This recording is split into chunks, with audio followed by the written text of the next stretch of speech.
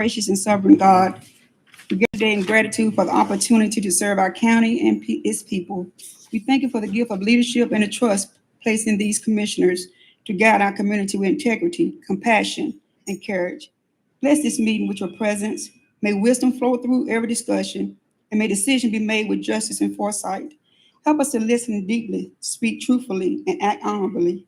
We ask for strength to face the challenge ahead, humility to learn from one another, and unity to work together for the common good. May this gathering reflect the values of service, stewardship, and respect for all. Protect our county, its citizens, and those who labor daily to make it thrive. May peace dwell in our hearts and progress be the fruit of our collaboration. In your holy name we pray. Amen. Amen. Right now, we're going to have an appointment to clerk to the board. Okay, I get a motion to appoint the clerk to the board. Motion to approve. Second. We got a motion and a second. Any discussion? All in favor? Aye. All opposed? Ayes have it. Appointment, Stephanie Williams, Finance Officer, retiree recognition.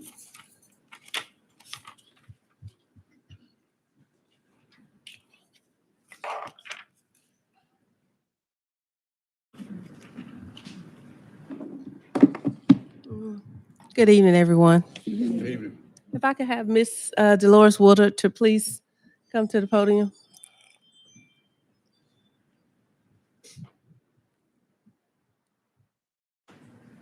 Stay right there, okay.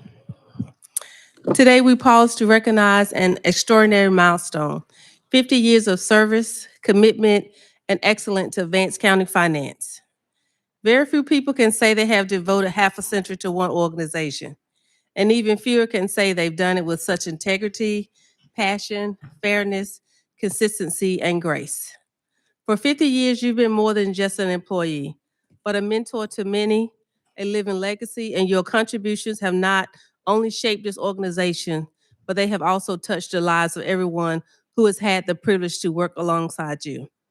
You have seen Vance County government through change, growth, and challenge. You shared your knowledge freely, led by example, and shown us what dedication truly looks like. So at this very moment, we don't just celebrate your years, we celebrate you, Ms. Dolores. Thank you for your unwavering loyalty, wisdom, and the countless ways you have made Vance County better. So, I'll just read your plaque. Presented to Dolores W. Woodard, in honor of 50 years of dedicated service and commitment to the Vance County Finance Department. We honor your remarkable career and wish you a joyful retirement, February 1975 through September 2025.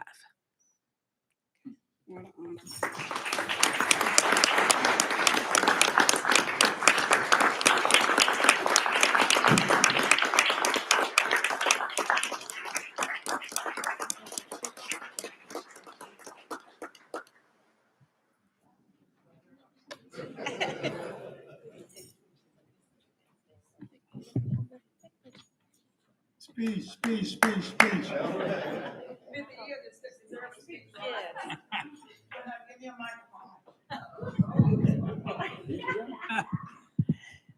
I know people get tired of hearing me say I've been here longer than the asphalt in the parking lot, but it's true. I was here when it was dirt and we pulled up the telephone poles in the back. When I first started, they put me out. How many remember where the old patrol station was on Bickett Street next to 220 Seafood? That's where I started with the recreation department typing up statistics for the basketball team. They were doing renovations, the first renovations here at the courthouse. They didn't have room enough. Ms. Whitten was county auditor. We didn't have county manager. So I came up here when they finished the first renovation. I've been through 2 renovations and a new courthouse, and I've seen a whole lot of changes. Buildings torn down, a lot of changes. Computers, I started with the ambulance service, had to teach myself how to do that because a girl left with no training and started doing ambulance billing. We were keeping records on 3x5 index cards by hand typing bills on the typewriter. I did have electric typewriter, but sending out invoices after we had run them off on the memograph machine and sent them out. And we had, oh, I don't know. My first office was where Greta, the HR office is now, her closet. That was my first office.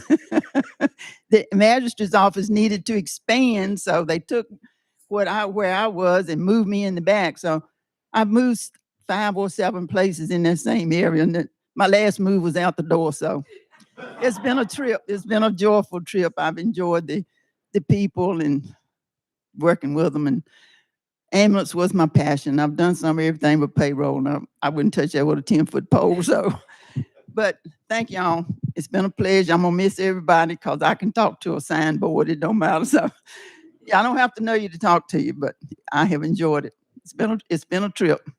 Thank you.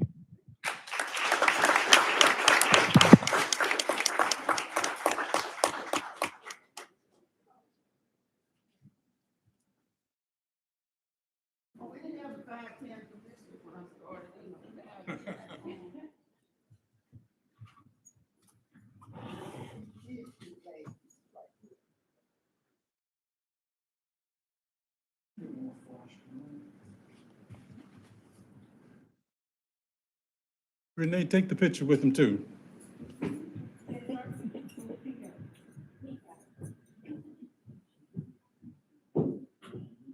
It's not all you somebody to serve 50 years. That won't ever happen again. A lot of people don't even want to work 50 years like that in the same place.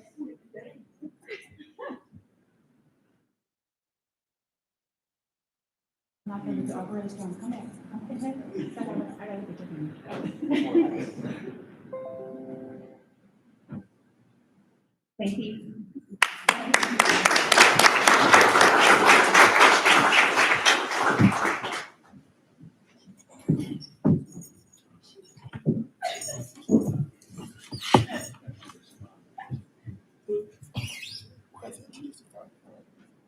You want to do that now? I want to back up for a moment. We appointed our clerk to the board, and we just want to take this time to welcome. I just saw the program. We're right into it. Welcome, Ms. DeWanna Petaway. We're so glad to have her part of the administrative team. So we welcome you to the board. Yes, and I just want to say she has been a pleasure these past 2 months. When I say she's taking care of me, she's been taking care of me. So she's a blessing already. So yeah, we're excited. We just want to welcome you Yes. to take this time. Right now, we have another. We want to recognize.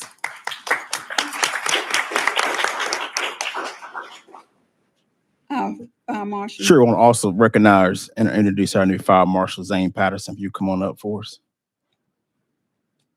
He's our new fire marshal.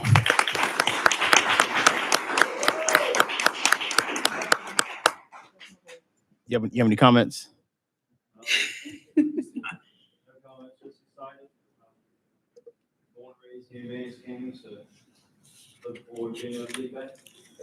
Thank you. Thank you. Thank you. Thank you. Right now, we're going to have our public comments. When you come, please give us your name and address. You have 3 minutes. Carrie Fogg, Waterline Industrial Drive, to be discussed. Good evening. Yes. My name is Carrie Fogg. I'm one of the owners of Fred's Towing and Transport, and we are on an Industry Drive. So I'm going to assume that everybody knows where Industry Drive is, behind Lowe's Hardware. We are considered an industrial parkway, but we do not have water. I reached out. Representative Saltzman was helping me with it, which he is no longer with his seat. I did reach out with Frankie for some assistance, but it is 13 small businesses on that road. Collectively, we have over 100 employees that are from Vance County who contribute their paychecks back into Vance County, and all of us pay taxes in Vance County, but we do not have water. Everybody is on wells down that road. It stops right there at Mako. As business owners, we've had to come out of pocket for additional water purification systems, filters, have them installed, serviced monthly and quarterly. We've had to subscribe to water deliveries to be able to have water for consumption to our staff. We've had to replace well pumps, pressure tanks, hot water tanks, sinks, toilets due to the hard elements of the water. This is just another costly investment that we have had to come out of pocket for being able to conduct business in this county. I know some time ago you guys had approved and did all the renovations to the Shell building over there off of Vanco Mill Road. We are already established business owners in this community who contribute every day to this county and city. So I am just reaching out to you guys for suggestions or help. I did get, City of Henderson is aware of it as well. I reached out to them as well, which Corey was helping me on that, but he's out on leave right now as well. I've reached out to Lee Owen, but I just think that it's grants that are out there. Golden Leaf has one right now. I would apply for it if I could, but I'm not a nonprofit. I just think that the county should be able to help us business owners in some shape, form, or fashion with our water situation when we're all still on wells. So now I'd like to ask y'all a question. The city would have to do Yeah, that. Yeah, of course, the road, you're right on what you're saying at 100%. And of course, that road wasn't even paved when that was put in, and we had to put water, we had to put oil on it to get it paved. But it's grown and it's been a lot in there. And the closest is not anything close as far as the county is concerned for water. What is close is the city of Henderson. So the city of Henderson could try to get water to those and look at grants from the U.S. Department, North Carolina Department of Economic Development in Raleigh. And I would suggest you ask them to apply because there's been grants given in Vance County. Oh yeah, I'm fully aware of that, but it's just trying to get somebody to do that. I mean, I was able to get a quote for the extension. Cost estimate for the water line extension of 3,000 feet for Industry Drive. It stops right there. They said it was $850,000. Yes, ma'am. But what So, I'm trying- but the way it was but the explained, grant- the way it was explained to me by Mr. Salzman was there's also grants. They're not going to get everything fully paid through the city of Henderson, but it was also grants that the county could apply for as well. So I am on the schedule to speak with the city, but I wanted to come to the county too because we pay county taxes. Can I speak now? You surely could. Thank you, ma'am. You're welcome. What I'm trying to say to you is there's got to be a government entity that makes the deal as far as the grant is concerned. It has to be from a government entity. I And the understand government that. entity you need to go through is the city of Henderson. Okay, but it's also the county's responsibility to work with them on that. That's what I was informed by with the city. So that's why I'm Grant has to speaking. go through the city of Henderson. But that's something that you guys can also help us with. But I understand the majority, Mr. Hester, would go who through the have you city. talked to with the city of Henderson? I just sat there and told you, I spoke with Corey, which he's on leave right now. And I also spoke with Clarissa Christie Lipscomb, who's the Water Resources Director. Have you talked to any city council? I'm on the schedule for the next meeting. Well, that would be a great place to start with the city council.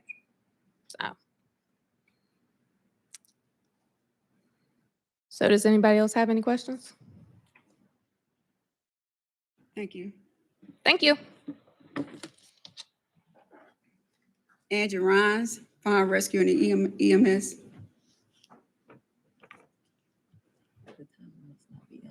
Good afternoon, everyone. My name's Angie Ryan. I reside at 327 Franklin Road. That is in the county. Amen on that, right? All right. So first of all, I want to say thank you. I'm looking around. Everybody's got pink on, except Jonathan. It's pink somewhere. I know his cheeks are pink. Yes, But that is a really huge representation of, and you guys, you listened to the need for that mission to bring breast cancer awareness, and that's big. I'm really proud of y'all. So thank y'all for doing that. And I also want to thank you and ask you to just stand firm on your decisions. Don't look back on things and say, what if? I'm thankful that those decisions that were made last month regarding the rescue squad and fire department and all that stuff, I am thankful that that was finally done.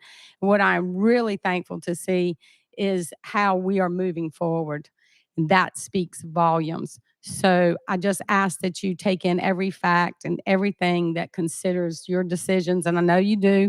I know your jobs are hard. I know you hear a lot of backlash, but really tonight, I just wanted to say thank you, because it is you that is going to make those decisions. And you know, us county folks aren't going to hold you accountable for your job. So, but thank you, and I appreciate you. Thank you. Thank you so much. Bria McGuff, I hope I'm saying it right. Taxes and voting. I think, yeah. Good evening. Good evening. So I'm new to this. I just moved to Vance County. I bought a home maybe 3 years ago. So this is why I have these questions now. I reached out to the mayor. Oh, I'm sorry. My name is Bria. I live in Zone 2, 264 People's Lane. Like I said, I'm new. So I reached out to the mayor in Henderson. Could you adjust the microphone? Oh, okay. I'm sorry. I reached out to the mayor in Henderson to ask her why the county residents can't vote in city things. And she told me to come to this meeting to kind of put that back on the table. And the reason why I'm asking is because our county money goes to city and we don't have a decision in anything that goes on. So I'm just here to bring it back to the table and figure out what to do or how that works. You live in the county. I live in the county. Mm-hmm. Why you can't vote in the city? Yeah. I mean, I get that. I do understand that, but I also understand that all of our money goes to the city too. And we don't have a say-so as to what goes on. So I asked the mayor. She told me to come here and see if I could put that back on the table. So I don't know what happens next, but that's what I'm asking to do. Yeah, absolutely. Yeah, we'll get. Mhm.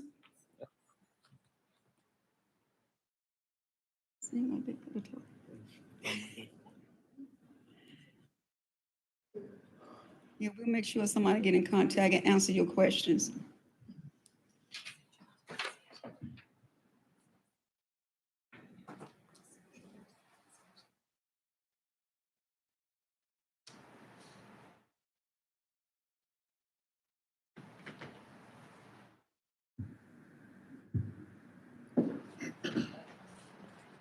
Thank you so much.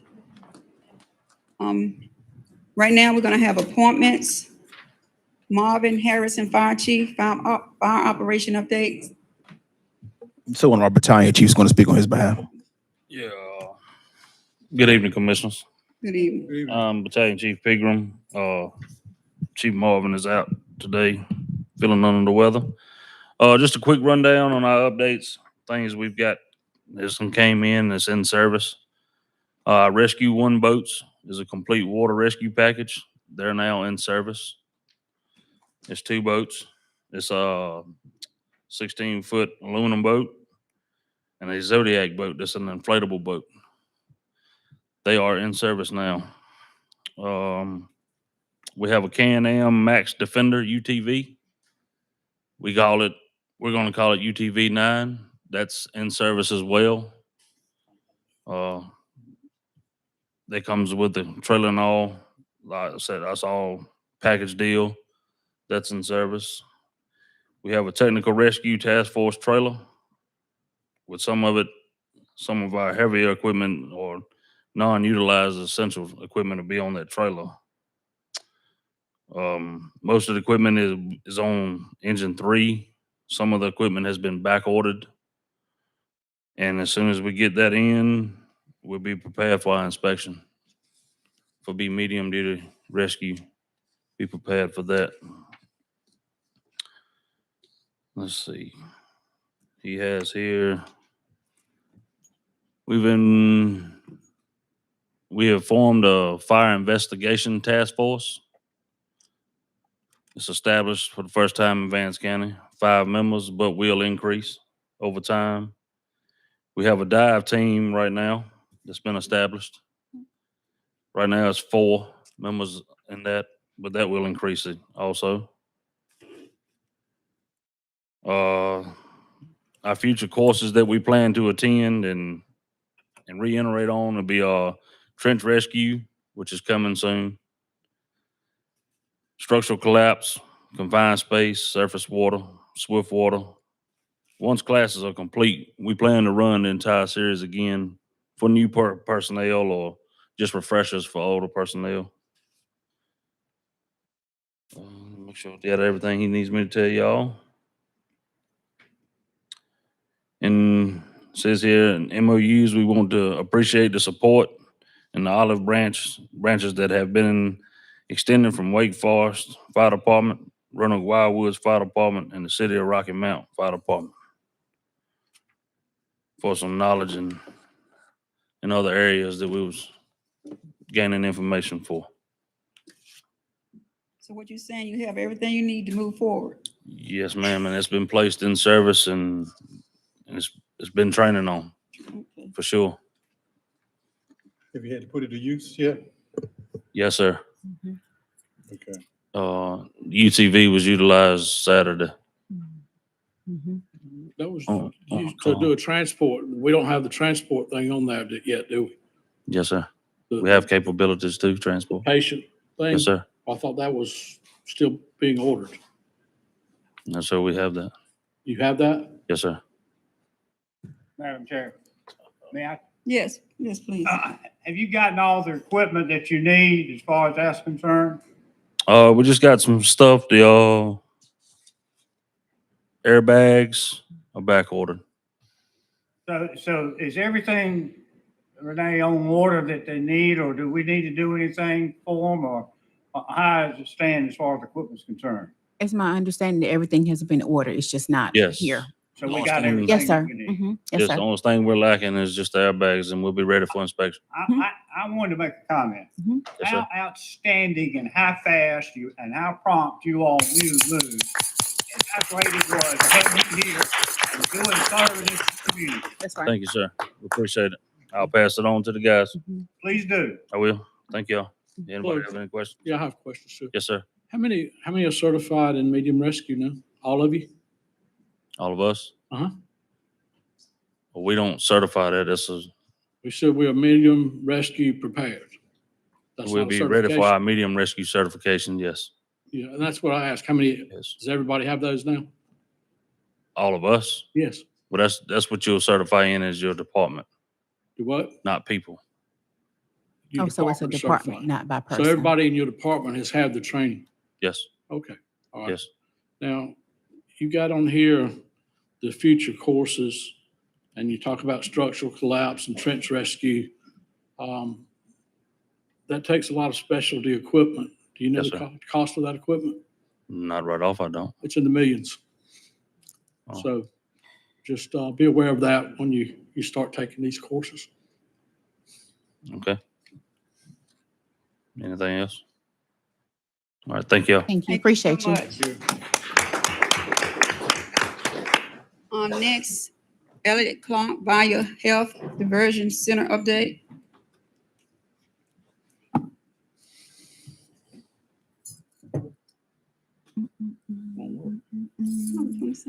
Got it. Good evening, Commissioners. My name is Elliott Clark. I represent Via Health. And before you tonight, you have a PowerPoint that's going to outline a very positive update about some progress that we've made towards a regional diversion center right here in Vance County. That I might add has been a long time coming. I promised our county manager that I would keep it to 20 minutes. I saw 15 on the agenda, so I'll be concise. I'll give you 5. I'll give you 5. Oh, you give me the extra 5? Okay. All right. Thank you so much for the opportunity to present this information to you tonight.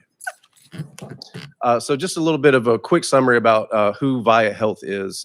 We are a specialty carve-out plan under Medicaid that focuses on serving individuals with intellectual disabilities, substance use disorders, and mental illness. We operate 3 plans in North Carolina. We cover 32 counties. In Vance County, that means about 2,200 members are ours in Vance County. The 3 plans that we operate is Via Total Care. As of last year in July, we now cover physical health for not just those 3 populations that I mentioned, but also for folks with traumatic brain injury. We cover not only their behavioral health care, but their pharmacy benefits, their physical health, and care management. We also cover Medicaid Direct for those folks that don't need our high levels of care, like residential services, basic outpatient psychiatric care through Medicaid Direct. And we also offered a tailored plan that not only includes Medicaid, but state funding for individuals that are uninsured or underinsured to qualify for behavioral health services that they need. So I've had the pleasure of working in Vance County. It's been 10 years now. That's really hard for me to believe. And tonight, and I can say much longer than I've been around, we've had a dearth of services and a continuum that really meets the needs for individuals in this population in this county. We have not had a center outside of our hospital and our detention center, frankly, that winds up caring for individuals long-term that live with these conditions. In order to do that, in order to appropriately route them into treatment, you need to have a better entry point. You need to have a diversion from those acute levels, those emergency levels of care so that folks can be engaged and linked directly to treatment. And for the first time, well, I'll say this, it's been 3 years since we've had any form of a facility in this county, period. Prior to this plan that we have before us tonight, we had RI that was active in Vance County up until 3 years ago almost, that did primarily detox. So this center will not just serve as a diversion for folks with mental illness under involuntary commitment, but it will also provide that necessary detox services that we've been without for 3 years. So a quick overview of kind of the crisis continuum before we get into some visuals around the center that we have in plan. And I'll also just take a brief moment and recognize Emily Johnson from Mariah Parham Health. She's the Vice President of Operations with Mariah Parham Health. Thank you, Emily, for being here. She's here in support of this partnership that we have with the hospital to lift this facility up. So 3 main components of the crisis continuum. Number 1, who to call. You need a good, clean way so somebody can call on Christmas morning that's in a crisis and get somebody 24 hours a day, 7 days a week, and be advised on how to be routed to a center, not just by calling 911. My friend Javier over there. So that's number 1. We already operate a 24-hour, 7-day-a-week crisis center, crisis call center. The second component that you really need to have solidified is a mobile crisis team. So when you call, if there's somebody that can come out that's not the police or EMS, it might be a crisis clinician that can come to someone's home that could be experiencing a crisis and help advise them and help walk them into an entry point for care. That's run in Vance County from RHA Health Services. Some of you probably know Sandy Cowan. She's the team leader for that team, been working in this community for a long time. And she operates a team that will respond 24 hours a day, 7 days a week. The third component, which is what we're going to talk a little bit more in detail tonight about, is our crisis receiving and stabilization facility, or a facility-based crisis. And that's the center that we intend to be operated by RHA Health Services as well, so that they can have the mobile component, they can go outside the facility, engage with folks, and have a good capacity for a place for them to go. So the 2 things that we're proposing are a open access center, so somebody can just walk in without an appointment. And another component of this facility will be the facility-based crisis that is equipped for multi-day stay, usually around 7 to 10 days maximum is the average of when, if somebody's admitted, that will stay in a facility like this, and a place that's available as a secured facility for people that are under involuntary commitment. So I know my friends behind me are not going to be able to see this, but I hope you're able to in your copy. This is a complete plan of the project that we have currently identified, and we have an address now, thanks to both the city and the county, 110 Charles Rollins Road. That's where we have a site development plan that's going to go directly behind the hospital and across from the health department. We're excited about that because we view it as kind of a campus that's more around just comprehensive healthcare, a place where people can go that's familiar, that's comfortable, and convenient, so they don't have to travel outside the county or different ends of the county to receive the care that they need. On this screen, just to acclimate you briefly, to the left is going to be the outpatient component of this facility. That's where somebody could walk in without an appointment if they need to see their psychiatrist or their therapist. They might be participating in a day program, a place where they can go in. We'll talk a little bit about the peer living room here in a moment, where you don't even have to see anybody. You can go in and access a computer lab or peers that will be on staff that can help folks do anything from filling out a job application to, searching for affordable housing. And so the outpatient component will be on the left of this facility. You also have a component that's a behavioral health urgent care that's in the middle. And then what separates to the right, you'll see a little green line. That's going to be the licensed facility. That's the 24-hour a day, multi-day facility-based crisis. A few more images that you have that are a little bit more concentrated. That's the outline of the outpatient side of this facility.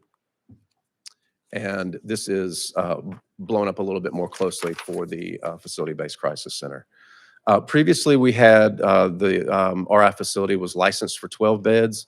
And at the latest phase of their operation, they were at 10 licensed beds. This facility will be 16 licensed beds, which is the maximum that you can have in the state of North Carolina. All right, so that is the floor plan. And all of these have been submitted to the city of Henderson. We've received a zoning ordinance earlier this, well, it's October now, in early September. I was originally hoping to be in front of you in September, but that particular zoning hearing got pushed back just a little bit. So anyway, we've gotten our clearance and our green light from the city of Henderson to proceed to build this particular facility, because it'll encompass a little bit more than 50% of the impenetrable surface in the zoning ordinance. So if you're familiar with the hospital, good point of reference is the helipad right there on the right. This facility will be decent distance away from the helipad, right there on the corner of Charles Rollins. Are you building, or are you going to be in what used to be the finance office? We're building. Yes. Okay. Yeah. Originally, we had looked. You see within that space, that the rectangle, you'll see a smaller rectangle in there. That's the current 6,500 square foot administrative office that's been there since 2002, maybe. Originally, we were thinking about building onto that, but some of the issues that are towards the top of that page, there's a runoff and some drainage issues that were going to make it a little bit more than we could afford, frankly. So we decided that it was going to be more feasible economically to demolish the building and build new. So you'll see the plan is for 23,000 square feet of this facility. Just a little bit more detail about what the Facility-Based Crisis Center does. I mentioned the population that we serve is for adults. So the locked part of this facility, that's the 16 beds, is adult only. I'll talk a little bit about the other services that'll serve both adults and youth and adolescents, child and adolescents. But primarily, we're looking towards serving individuals with severe and persistent mental illness, serious mental illness, and in recovery from addiction. You'll see there that it also it denotes that it's involuntary commitment designated facility. That means that somebody doesn't have to go to the hospital. If a magistrate pulls paperwork to have somebody IVC'd, they don't have to go to the hospital to get that evaluation. They can come to this facility, receive that evaluation, and then get directed towards a course of treatment based on that outcome. This particular facility will be licensed. It's not just a via contracted facility. This will be licensed by the state of North Carolina Division of Health Service Regulation, licenses all of these across the state. A little bit more about our behavioral health urgent care. We have right now a design that includes 8 chairs. This is the 23-hour part of the facility where law enforcement can bring somebody in. They can get an assessment very quickly. They can have a risk assessment, be determined on whether or not they're appropriate to remain in the facility, or if they just need linkage to an appointment. Maybe they need a prescription while they're there, and they just need to get a few things organized before they can be discharged if it's appropriate. But this is really the diversion part from the emergency room, right? Emily will probably just, relish in this a little bit, but Mariah Parham is, and they're certainly not unique, but the volume of behavioral health that have come into that emergency room has been extreme per capita for Vance County in particular. So I mentioned those assessments that you can receive there. Walk-in clinic, mentioned that as well. And I'm sorry, the behavioral health urgent care is not just for adults. That 23-hour facility is for adults and youth. So if DSS is working with somebody, they have somebody that's high risk that needs to come in for an assessment instead of going through the hospital, they can access this behavioral health urgent care much more quickly. And this is just a little bit more detail about the comprehensive nature of the clinic. It obviously includes outpatient therapy. We want this to be a continuum, right? So when folks are entering in, no matter how they walk through that door, they can feel like they go to a familiar place that they get used to, that's easy to access throughout their course of treatment. So routine appointments as well. You need to go there once a month for your psychiatrist and your outpatient therapy. That's what it's there for as well. I mentioned the comprehensive nature of this facility. There's also going to be an on-site pharmacy that's open during business hours for adults and children. That's out of convenience, and we're hoping that that's a model that we've put in into some of these other facilities across the state. RHA will work with a vendor on operating this particular part of the facility. RHA operates all of the other treatment services, but this pharmacy portion will be a contracted vendor of RHA's. And then I couldn't talk and really do justice to this whole facility and this concept without talking about peers and the importance of lived experience. People working with this population that have walked the walk, that have been through the course of treatment, know where the holes are, know how to advise people on what to expect. A component of this facility will be a very kind of informal drop-in center, if you will, that's called a peer living room. And that's where you can come in and just get resources and supports around what other things in the community, whether it be food insecurity or housing insecurity, that they might be able to help link with, that would touch on a little bit more of the social drivers of health. And here's our current status. So the provider we've identified, they're already working in the community. We mentioned that, doing mobile crisis. Another service they do is supported employment, which is a very important component of this as well.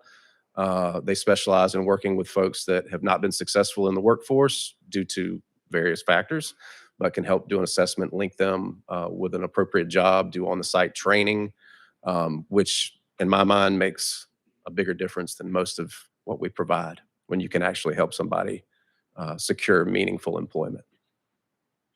And I mentioned that, and also, so our construction firm that we're working with is Carroll Fisher Construction. They've built these facilities all across the state of North Carolina, a lot of experience in building out these facilities. And I mentioned that our zoning variance was just approved in September, which is why we felt it was timely to come and give you this update. That's what I got. And would love to entertain questions. Can Yes, I sir. ask him a couple Yes. questions? Yes, go ahead.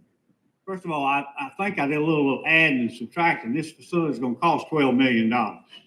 Right now, our current budget is not at 12 million. Our current budget is working right around between $7 and $8 million. How are you going to pay for it? So we've gotten a grant from the state.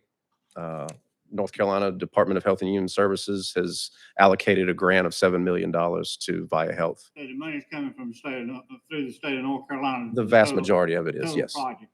Correct. Third question I have is, I think it's great you're doing this, and I think it's great for the citizens of this community because they have been short 3 years. Yes, sir. But is this facility going to be serving Vance County or a regional area or what? Regional. So previously, it was a 5-county region that RI supported with those 10 beds. Correct. 12 originally, correct. This will serve Vance, Granville, Franklin, and we're having conversations. Warren County is not under VIA, but we know that's served under Mariah Parham Health. So we're going to make sure in a facility of this size, it needs multi-county access to be able to sustain and to stay at census. So no, this will truly be a regional diversion center that will serve those surrounding counties as well. When do you look at having this facility open? Our goal, and I understand that's a goal. realistically, yeah, this is a goal, because we hadn't started swinging hammers over there yet. So I think feasibly, if we can get everything worked out, demo the building by the end of this year, we're looking at late winter, early spring of 2027 to have it open, licensed, and everything.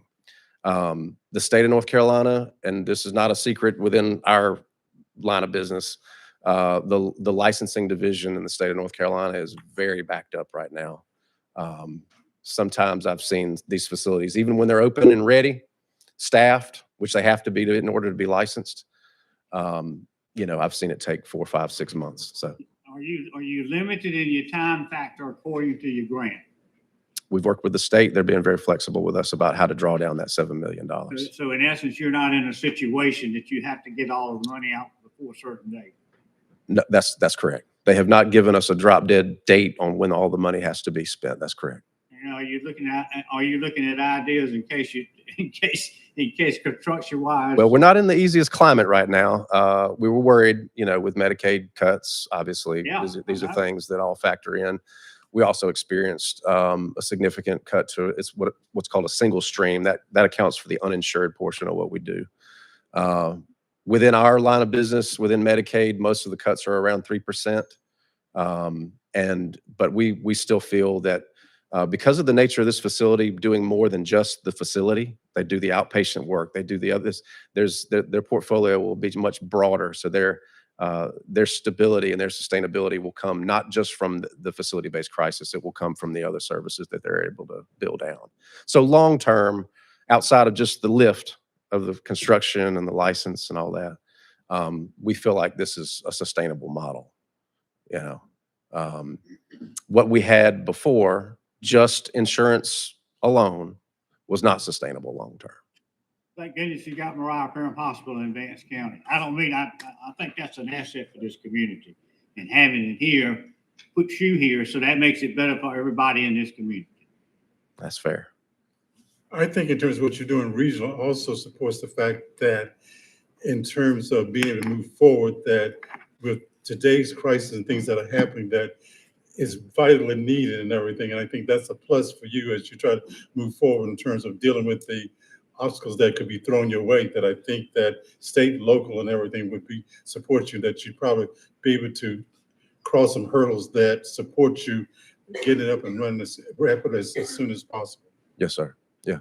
It's no secret that this type of a facility and a lack of having this type of a facility, which many rural counties do not have a facility-based crisis like this across the state. Alamance County, even being a relatively urban county, just got their first facility-based crisis of this size last year. So it's had an impact on not just the population, but our network of providers that have been used to navigating the system and receiving referrals. And a lot of people have had to adjust the way they do business because of not having a facility like this in the county. So this will serve many benefits, many. From an economic development standpoint, we're looking at adding around 40 healthcare professional jobs, anywhere from a psychiatrist down to licensed clinicians, down to peers, down to maintenance folks, that might, just be there to make sure the facility's up and running. So a lot of major impacts that this type of project will bring. It's like a new industry coming, right? I hope so. Yeah, we've, this has been a journey. There's no secret to this board. I've come before you before with some ideas and some plans, and I'm a firm believer that everything happens the way it needs to and the way it's supposed to. But, a facility of this magnitude has been needed for a very long time, and we've been plugging along. I hope this is the plan that comes to fruition. Any more discussion? Thank you. Thank you. Next, we'll have appointment, Greta, our Director of Human Resources. Good evening. Good evening.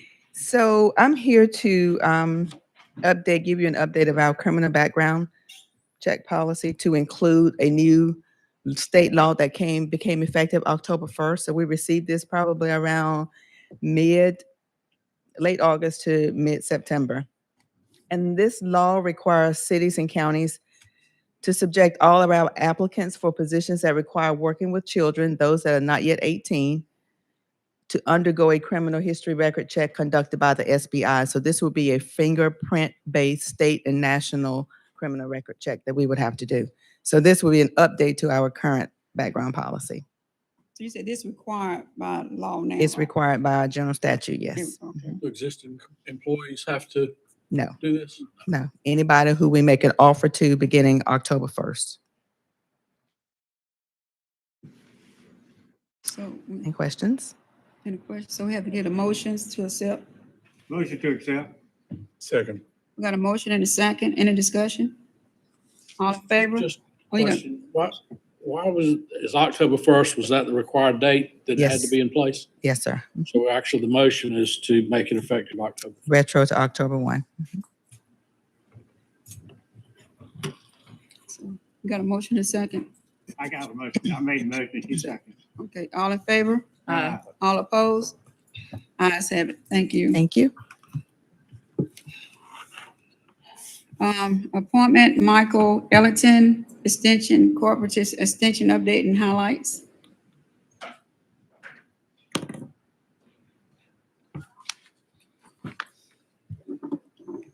Good evening, Commissioners. Thank you for the opportunity to speak here today. My name is Michael Ellington. I'm with North Carolina Cooperative Extension in Vance County. For those of you that are unfamiliar with that, Cooperative Extension is actually a nationwide network connected by our land-grant universities. And our role is to take research-based information, especially in agriculture and youth development, environmental stewardship, and deliver that to the community in ways that are practical and applicable to local communities. But here in Vance County, agriculture isn't just something we do. It's very much part of who we are. We're recognized as a regional leader, not only in the volume that we produce, but in the innovation, resilience, and community collaboration behind that. So over the past year, my program specifically has focused on helping local producers become more efficient, more sustainable, and better connected to markets. But just as importantly, we've engaged the next generation through partnerships with schools, 4-H clubs, youth organizations.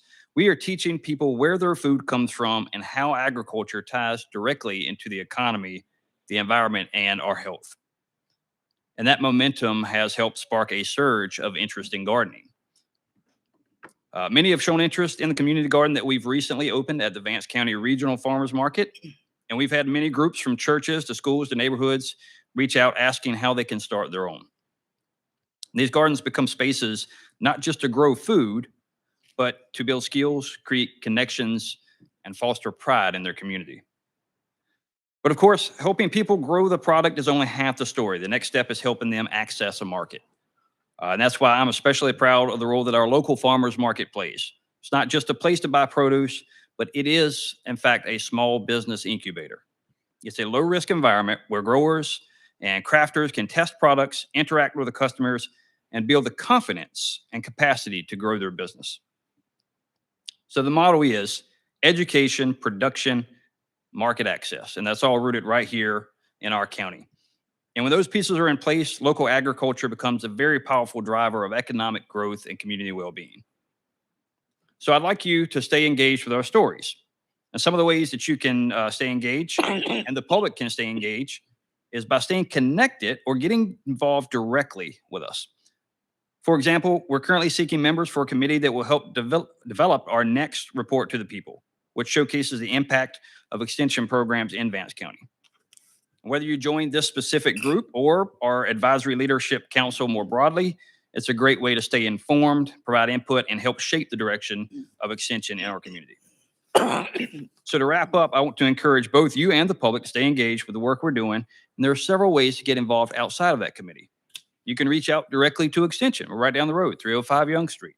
We're always happy to connect with you, answer questions, provide support.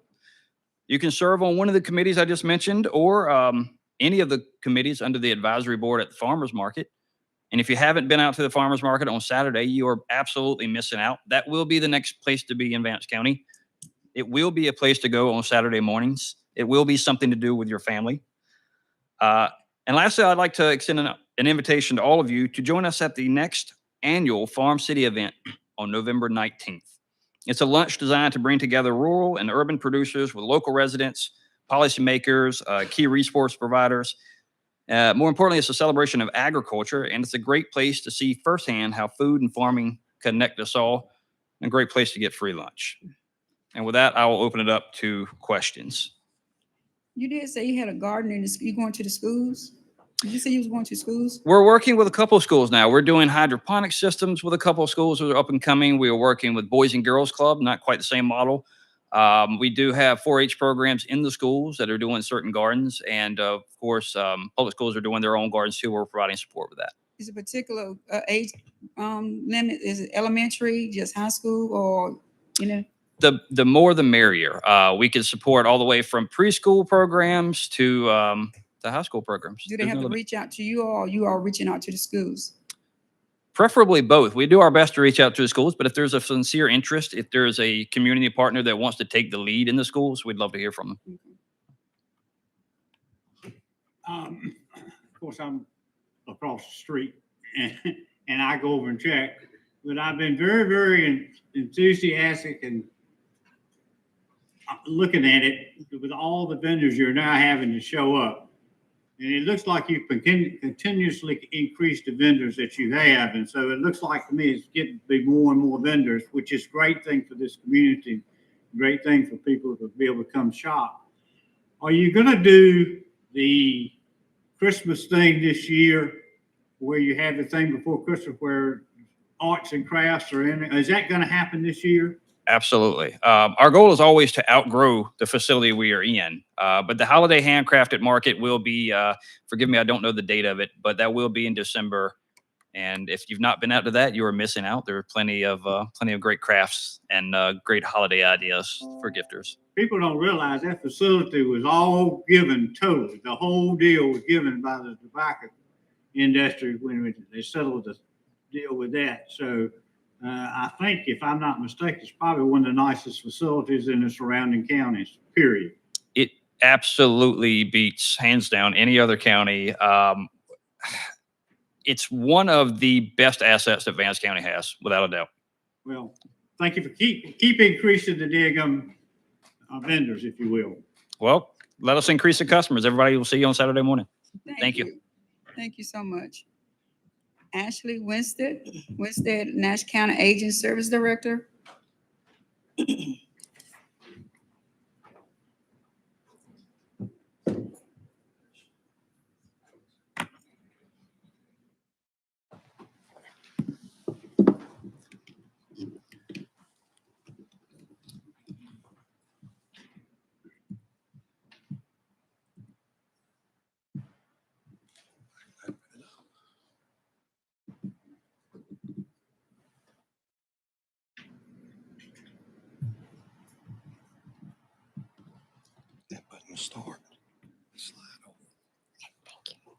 Good evening. Good evening. Thank you for having me. I'm Ashley Winstead. I'm the Nash County Senior Services Director and the Project Lifesaver Coordinator. And this is my second commissioners meeting today. So Project Lifesaver is a rapid response program that's for individuals across the lifespan, so children and adults. And it is a radio frequency that is used to be able to locate an individual if they were to wander away. So an individual with a cognitive impairment, such as autism, or maybe traumatic brain injury, or maybe even dementia. Oh, there we go. Okay. So Project Lifesaver International is based out of Virginia, and it is not just county specific. It is across the United States. There are over 50 counties in North Carolina that have the program. And the idea for it, well, let's go back to this one. So their motto is bringing loved ones home. So the idea is to be able to cut down on a search time for an individual that were to go missing. And always when I enroll a client, I always tell their loved ones, I hope we never have to actually use the program, but just to have peace of mind wearing the bracelet. So some of the benefits that your community could have from having the program is it promotes great community relations. It promotes a positive image for your agency and educates families about a serious risk and positive solution. It also gives you peace of mind for your caregivers, and it saves precious time, resources, and most importantly, lives. So the breakdown for cost, if you think of a typical search for an individual that may have Alzheimer's that's wandered away, they've been missing for about 9 hours, or the search could take about 9 hours. And for each hour, you're having to pay your sheriff's department, your police department to be out looking for this individual. So you're looking at a pretty costly for an event for someone to go missing. And the basic startup cost for Project Lifesaver is about $6,000. And your typical search is about 30 minutes or less. So some of the ways that you can look at being able to provide this is reaching out to your civic organizations, such as your Rotary Pilot Club. You can limit how many clients you may have on the program. Right now, Nash County has about 30. I've had as many as 50, but that does help cut some of that cost. And it doesn't require a lot of extra work to become certified. So employees that are already working for the county could go through the certification process, and you don't have to add new employees to implement the program. So why do we use radio frequency rather than GPS? So GPS may not always be reliable, especially if you're a rural county area. Think about your terrain. So this is why we're using this. The equipment does about 1 mile to 1.5 mile radius. It depends on the terrain or other factors such as your buildings or your antennas. Let's see. So training and certification. You would actually go through Project Lifesaver. They provide the training. What they typically do is they reach out to other certified agencies. So they may even reach out to me. I'm a certified instructor to come and to teach these classes and how to use the equipment, how to use the database, and then typical search methods that we would use. So in Nash County, we rely heavily on our fire departments, our swift water team. I heard y'all mentioning some things with the fire department. We have a Nash County search and rescue team, an aquarium team, and then also our local police departments. And then once you've become certified, there's a recertification that you would have to do every 2 years. And that's just basic use of how to use the equipment. So how the program works. So an intake form is filled out for the client, and then you can enter that information into the database. So the database is set up by Project Lifesaver. That's where you go to keep up with your client's information, the battery changes, purchase all the items, because all the items have to be purchased through Project Lifesaver, which is typically your bands and your bracelets. And I brought with me what they look like so that you can see. So this is your typical band that a client wears. It can be worn on your wrist or your ankle, and then it looks like a little watch, and then inside it has a transmitter and the battery. And the battery has to be changed out every 30 or every 60 days. It was every 30, but now they've gone to every 60 days. Project Lifesaver uses a 216 frequency, so that number will stay the same. And then there's a 3-digit number that comes after that would go in that equipment. And the great thing about it is that it's not county specific. So if that client were to leave from Vance County and go to, let's say, Disney World has their own equipment on site.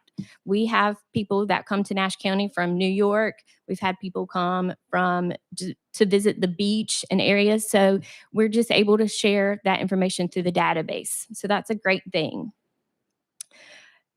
So if a client were to go missing, that caregiver were to notify. So typically they call 911 and they let them know that they have a Project Lifesaver client missing. And from there, a series of events happens. So we also utilize the Active 911 app on our phones. So anybody that's a volunteer that's certified with our equipment has that app, and we're able to get that information out that which individual is actually missing.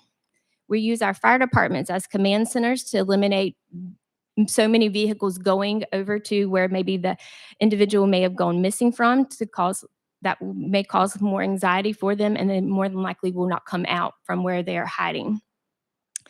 And we have 4 equipment that's on ground, and then we're able to use an Omni antenna that goes on a patrol car so that we're able to even locate individuals that may be driving, which we have had that happen.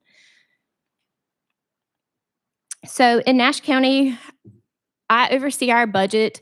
We do ask the county commissioners every year to fund us, so they do give us some funding, but we also utilize donations and grant funds that we are able to acquire.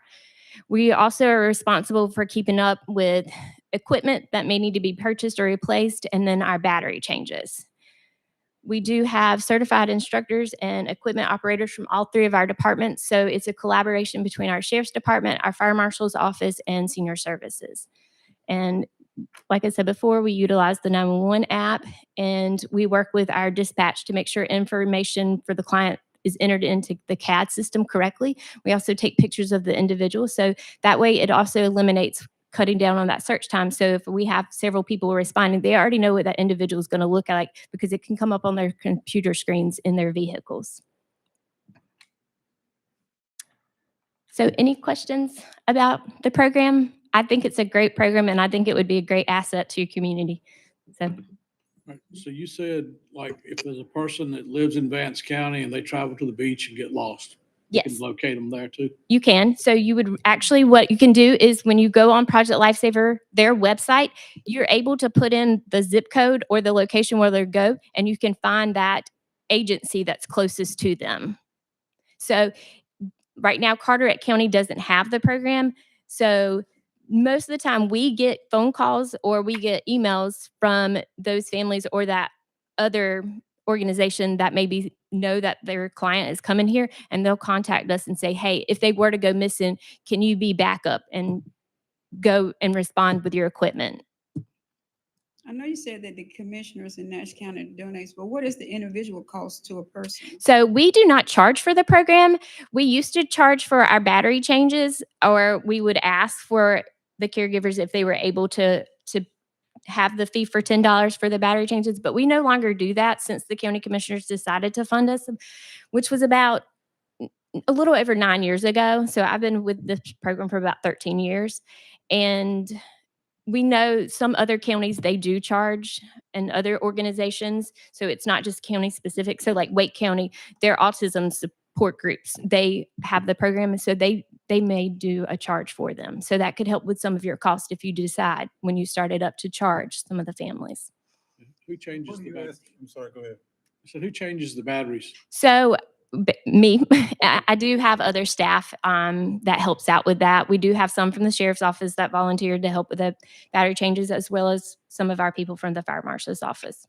So, and you can utilize other volunteers we've had over the years, retired DSS workers that just wanted something to do. They've offered to volunteer to change batteries. So the database is good because it keeps up with when battery changes are, and you can put different users in there, so it'll send an email to let them know when a battery is due. And then the caregivers don't have to keep up with. So what are you asking us what are you asking us to do? So I think Commissioner Brumman is the one that asked for us to have a presentation as it relates to Project Lifesaver. What's your yearly budget at the commissioner's budget for you all? So right now is $3,500 is what I receive for that. Okay. Mhm. So she's asking for $3,500. No. She's giving us information. It's just Giving us I'm just information giving you about Project information on Lifesaver. the program. She's giving us information about Project Lifesaver. I think we may want to invest in it. That's different from my mother. We've experienced Alzheimer's with my mother-in-law. And she wore the thing around in terms of pressing. And she played with it like a toy. And she was always summing when she didn't need it. And so how is yours different then? So that's actually for individuals that are fall risk. So this does not do anything as far as when you put it on the client, it doesn't light up. They can't press any buttons. It's just basically a bracelet that doesn't do anything. But if they were to go missing, we have equipment that can put in their radio frequency number and locate them in a quickly manner.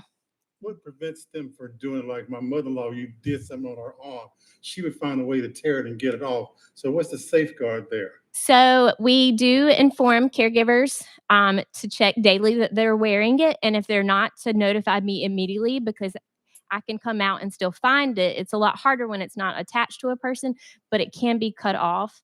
So we have worked with caregivers on different ways to adhere it to an individual, but we want them to be able to safely remove it. When they're going through that, they're fidgeted with things and that becomes a problem for them. Yes, and so especially with children with sensory issues, they may not like stuff on their wrist, and so that's why we utilize the ankle as another kind of out of sight, out of mind. Do you all have a problem with them cutting it off?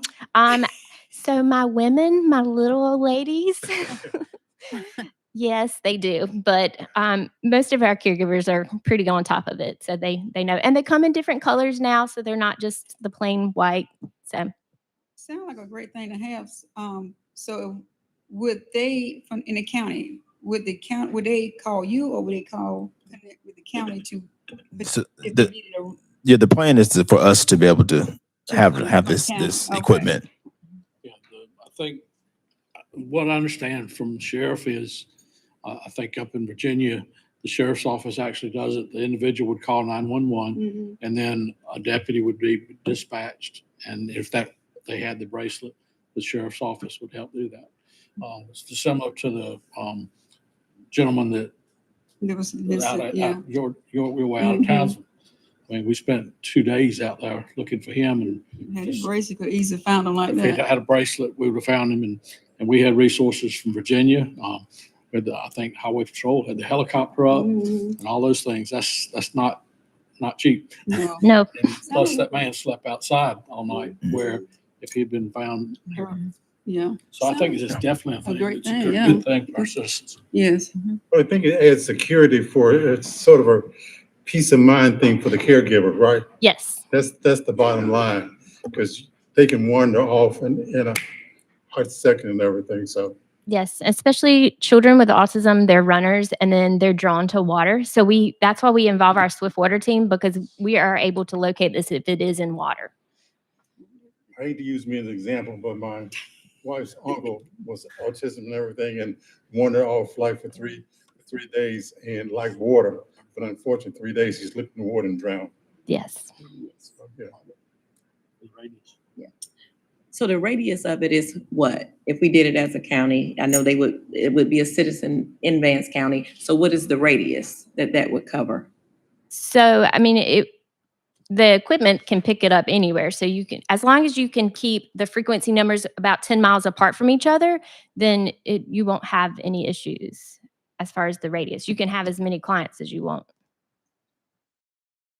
Are you saying the radius from the receiver? I'm saying how far that person, yeah. Oh, so the receiver can pick up about a mile and a half. It just depends on the terrain. So if they're in a moving vehicle, we can still pick them up. So what you Because said, if you I go to noticed California. before you said with the Disney, like you would have to know that they were going to Disney. So, yep. So the So- caregiver would notify whoever is in charge of the program that their client is going to be going out of town. And then that individual can look and see where Project Lifesaver is. So Disney has their own site. So what we do is in the database, you can actually send your client's profile to Disney and they're able to pick it up and have a picture of the client, the frequency number, and any other information they may need. Okay. So if I had a client, if I had a grandmother that was at home and I live on the Virginia line and that person went across the lines, would you still be able to pick it up? Yes. So as long as your equipment is moving, so when you're doing like your typical search, then you're able to go with that equipment to be able to pick up that signal. So the equipment, I guess it's more like a sound, like a chirping sound that it makes so whenever you put the frequency number in, you get to long range, close range, it makes a different type of chirp. So when you are being certified, you actually go through the training to learn how to listen for those chirps on the equipment. And I would have brought the equipment with us, but it actually looks like a gun. So I didn't really want to bring that in here. So Thank you. Yeah, we use them in the communities that I serve. We use those, something similar to that. But what it does for us is it locks the doors for people that wander. So that's why I'm asking, how far does it go? yeah, it's a good mile and a half for that signal to be picked up. So you're saying you have to deploy out to that area where they were last seen? Yeah, so and then a start. typical search is you go to the last known Correct. place that they were missing from, and then from there you would do what we consider a 360 with the equipment, and then there you'll be able to pick up that chirp. So, and if you don't pick up that chirp, you continue on. So it's your grid search. Sure, that's right. So, Is there any action required by us from this, so we can for discussion? So I would like to ask the commissioners if we can do more research on our end and bring something back to you in November. I think that's best right now. Let's do more research first. How long does it take to implement this program? not long. I mean, once you get in contact with Project Lifesaver International and put in some interest, they're going to be all over it. Mhm.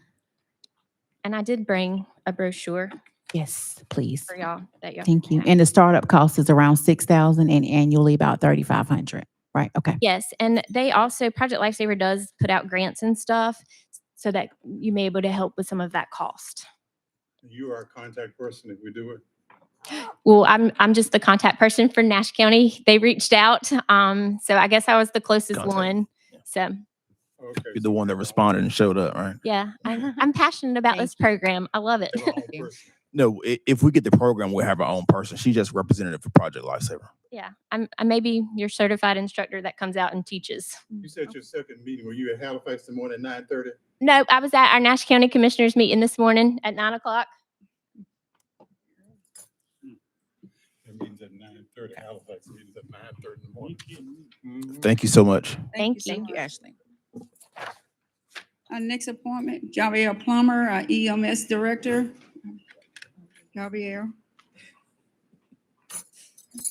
Good evening, board. How you all doing this evening? So county staff would like to donate an ambulance that will no longer be in service upon the arrival of our new ambulance to Vance Granville Community College. I have here in attendance tonight the Director of Public Safety for Vance Granville Community College and also the Dean of Health and Public Safety as well. And so historically, we have always, Vance County EMS has always supported Vance Granville when it comes down to an ambulance. So in their EMT curriculum, they teach a class called Emergency Vehicle Driver where they actually take their EMT students, they drive an ambulance through a obstacle course. And that is for a lot of people who have never driven an ambulance before. You know, it's a much larger vehicle than a pickup truck, drives differently than a car. And so that's one of the things that we would like people to get a little bit of training before you actually have to get thrown to the wolves and actually have to do your job. So Vance Granville has been doing that. They've incorporated that into their curriculum for some time now. Back in February of 2013, we did actually donate an ambulance to them during that time. Unfortunately, it was a van ambulance. They are much larger in size now, and unfortunately, I do not think that ambulance serves their needs at this point. Not only is it smaller, but I do believe it's not operable and is not able to meet their needs. Along with that, as well, is with our county insurance, we have been extremely blessed. I mean, extremely blessed that we haven't had any kind of property damage or anything else to county property with us allowing them to use one of our ambulances during their teaching of their program. So what we're asking this evening is we're finna get delivery of another ambulance, which means we're gonna have to retire another one. And we're asking if you all would approve county staff to move forward with donating that retired ambulance to Vance Granville Community College for the further education of their students and potential employees for Vance County. I want to make that motion because did the one in 2013, which is, I did that one. But can you imagine that they use that ambulance for the last 10 or 12 years? Correct. I mean, beyond the ambulance was a 2005 or 6, if I'm not mistaken. Absolutely. And the one that we would donate them is a 2013. It still is very much able to run, 100% operable. It's definitely going to serve their needs. And it's actually the size that's being utilized now in the industry. So they did a good job of keeping it up. Absolutely. Yes, sir. I want to make that motion. Second. Got a motion and a second. Any discussion? All in favor? Aye. All opposed? Ayes have it. Thank you so much. Thank you, commissioners. Our next appointment is Randall Midland, our IT Director.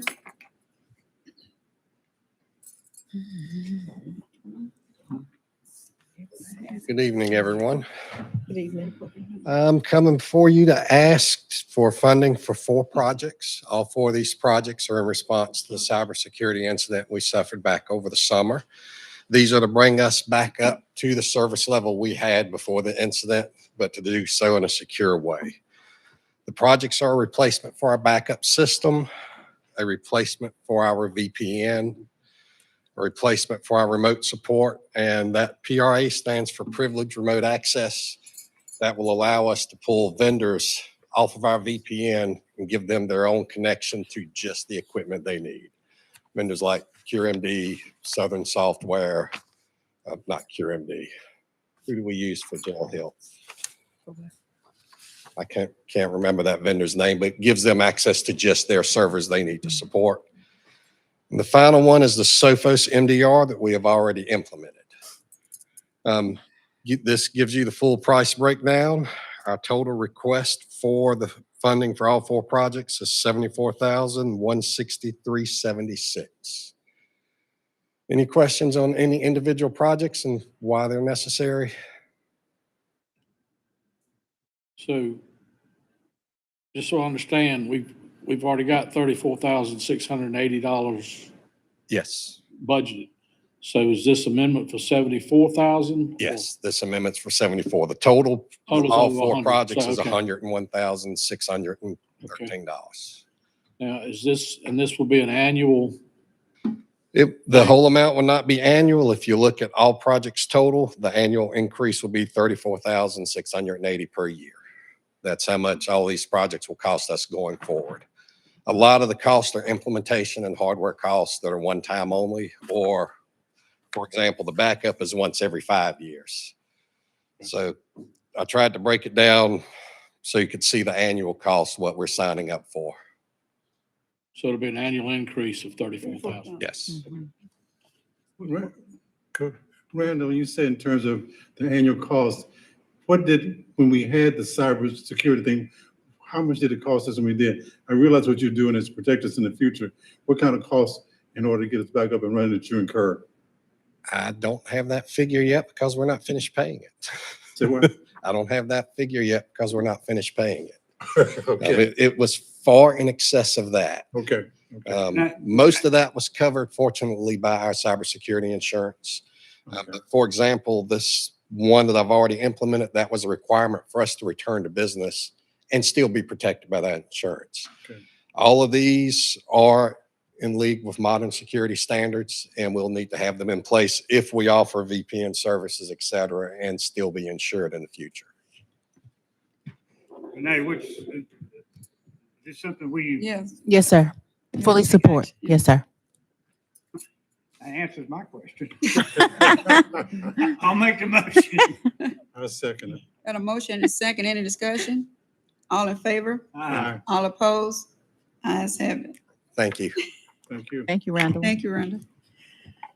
I want to open up the public hearing for rezoning case numbers ZMA 25-002, Sherry Mouse, our planning and development.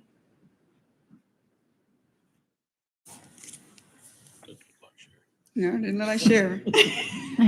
Definitely not sharing. How you doing, Mark? So, good evening. My name is Mark German, and with your permission, if I may address the board. We have two requests.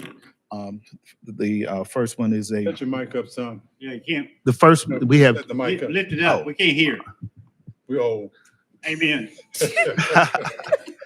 All righty. So we have the first request is the previously mentioned rezoning, and the rezoning was first heard by the zoning board on September 11th. It received a favorable vote, and the rezoning is for from R30 to R20, low density to medium density rezoning, and it is the question. The applicant is Patricia Hughes, and the owner is Patricia Hughes. Excuse me, and the applicant is 158 West LLC. The property is 35.46 acres, and this is the applicant here. All right, sir. And so, as you've previously reviewed in your packets, it is. They can't hear. Oh, excuse me. All righty. And so, as you previously reviewed in your packets, no, sir. I didn't get the packet. I maybe It's not in your. it wasn't attached to my stuff, ma'am. Oh, it's in your email. You want mine? It was in the email in your agenda I haven't even packet. seen any information about it, is what I'm trying to say, and I didn't realize. I'll give him mine. Yeah. I got it on my, in the agenda.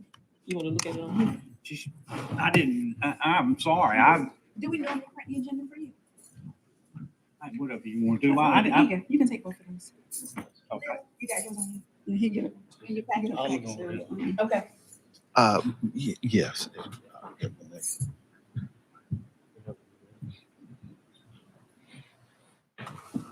Mr. Jokes.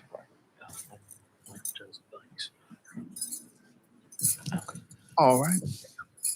And this is the applicant, Mr. Joseph. So you're They gonna can't have to hear get, you. you're gonna have to, if you Don't got have to to hold the speak up. microphone, do what you I'm sorry. gotta do. We can't hear you. My apology. This is the applicant, Mr. Michael Joseph Dykes, and he would like to speak, if possible, on his rezoning request. Public hearing. Yes, public hearing. All right. Thank you. Commissioners, there we go. Thank you for the opportunity to speak with you this evening. So we have, as Mark alluded to, we have been deep in due diligence on this project.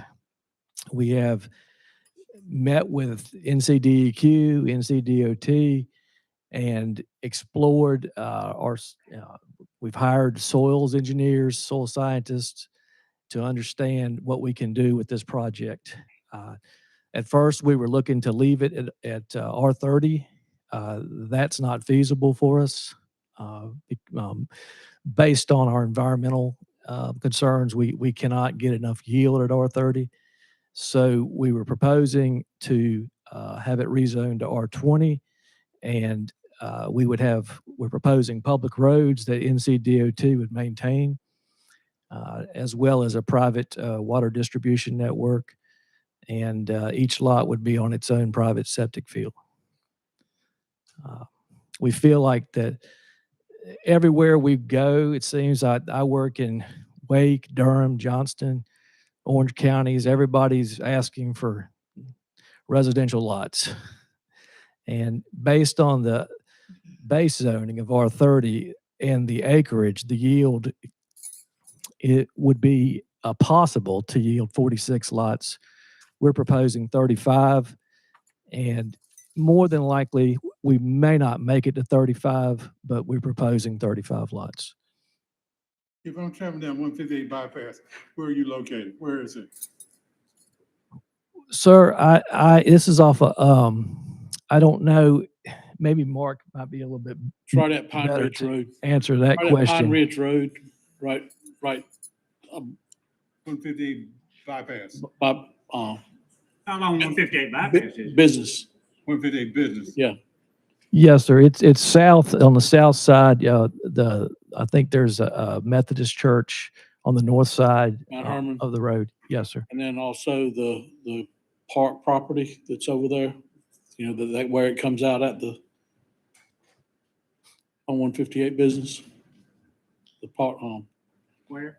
It's just where you get the Poplar Creek Road. Poplar Creek Partners property.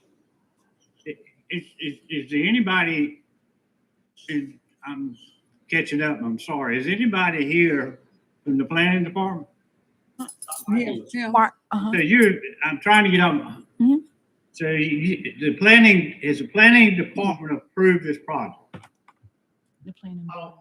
Is it going before the board? Yes, sir. And it was recommended to come. Yes, sir. It recommended what? It received favorable Approved. recommendation. Approved. Yes, sir. Okay. It was a 3-2 vote, correct? It was what, Dan? 3-2 vote. 3-2.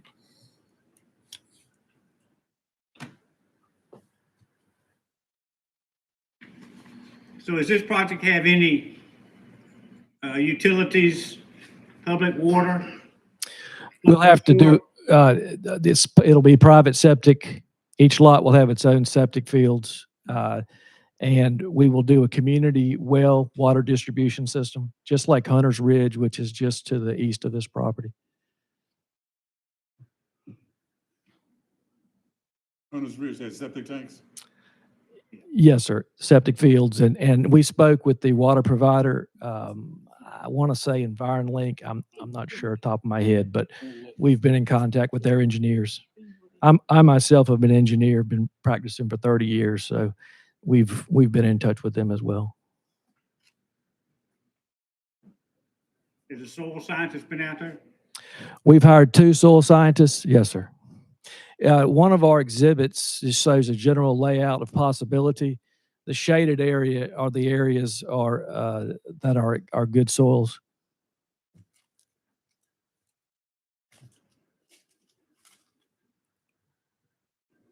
So is there anybody else from the public here to speak? If so, you can come forward. Yeah. Come up.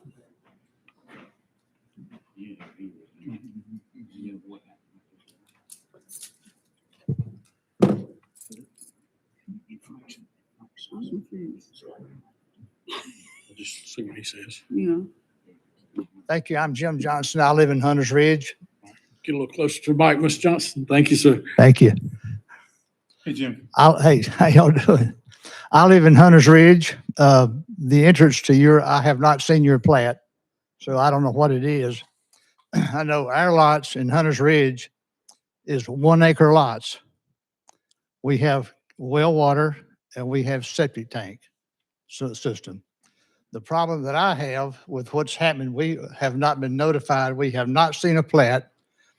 The speed limit through there is 55 miles an hour. People get off on exit 206, Variety Wholesale, and M.R. Williams, Revlon, and come through from Pine Ridge Road from 158 bypass as a shortcut to get to Loop Road. Now, we need, when you have this kind of subdivision, to my knowledge, and I have built subdivisions, you need a turning lane for safety purposes. If I remember correctly, I can't remember what year, when the state got involved buying all the property across the road from where y'all want to build this subdivision, a stoplight was supposed to be installed at Horseshoe Bend Road, but that was years ago. So I'm not sure that if you can drill, I don't know how many wells you anticipate drilling, but a well, a house with 3 bedrooms, 2 bathrooms is going to require 280 gallons of water per day. That's 6,000 to 84,000 gallons, 8,400 gallons per house per month. So the lots, I don't know what size the lots are, but when Hunstone was built initially, that subdivision was R30. Is that correct? You don't know. Okay. It was, okay. And it had a turning lane. Then it was reduced to R20. Initially, that was a beautiful subdivision, initially. Now the houses are 15 feet apart, I think, from setback requirements. And we need houses that have room for kids to play and develop and have sports. We do not need to build houses that have 3 bedroom, 2 car garages. And I don't know how wide your roads are. They're 20 feet. Roads are 20 feet wide. Now you park 2 cars side by side and a fire truck, you got a problem. So safety is my primary concern on 158 business. With the traffic coming off of exit 206, 209, going to Loop Road, coming through there at 55 miles an hour, Variety Wholesale, and you can come and count them. And I don't know about DOT, but have y'all consulted DOT? And what did DOT tell you?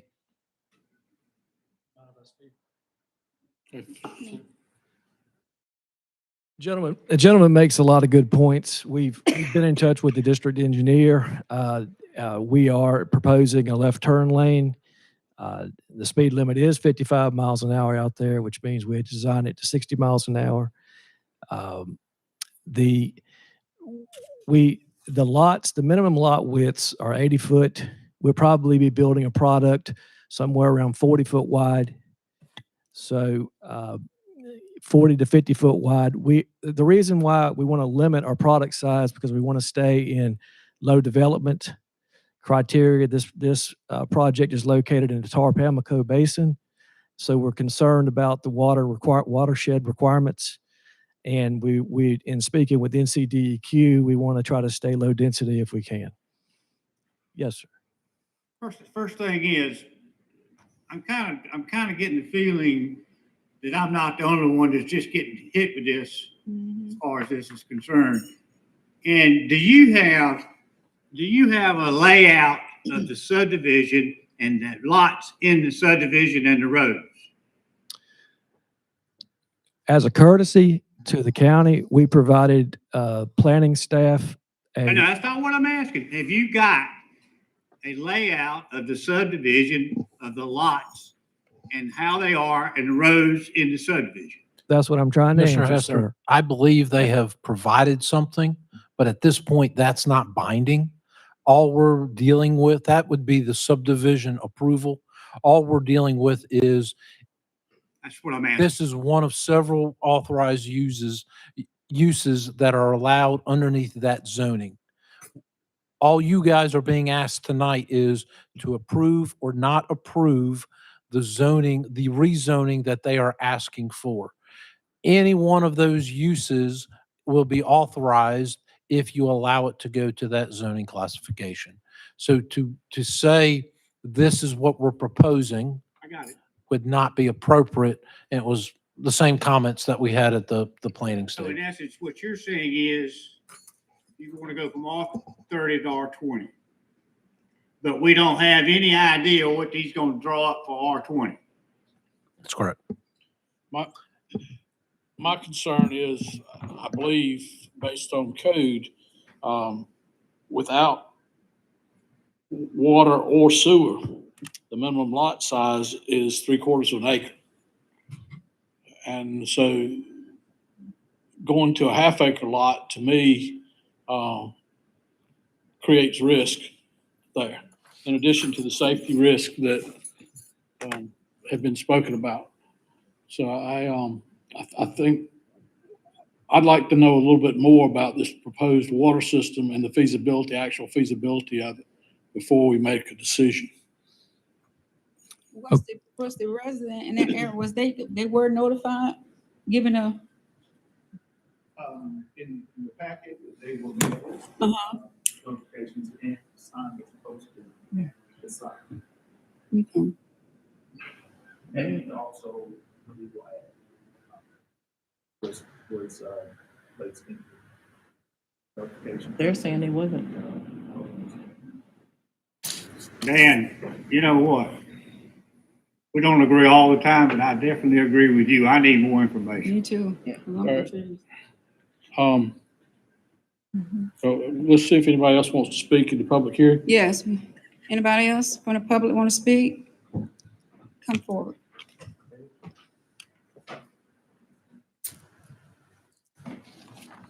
Thank you very much.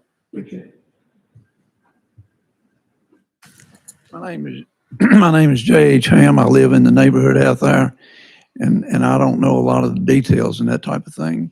But if people were required to have if they wanted to build a house and they had to have 3/4 of an acre, is it right to now allow people to only have a half acre? Whose rules were put in force for some reason?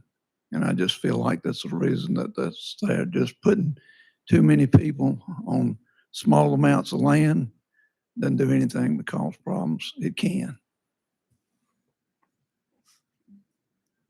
I would agree with Dan and Tommy that we need more information. That I would think that 3/4 acres would be the minimum you wind up having. It's better to have developments where they're so close that you can reach out your bedroom window and touch the next house and everything. So I'd like to see us have a little bit more information on this. Can we table this? Yeah. We can. We got anybody else that We want to need come to let forward? the public, Public. anybody wants to speak from the public, we need to Yes. allow them to. Thank you. Anybody else?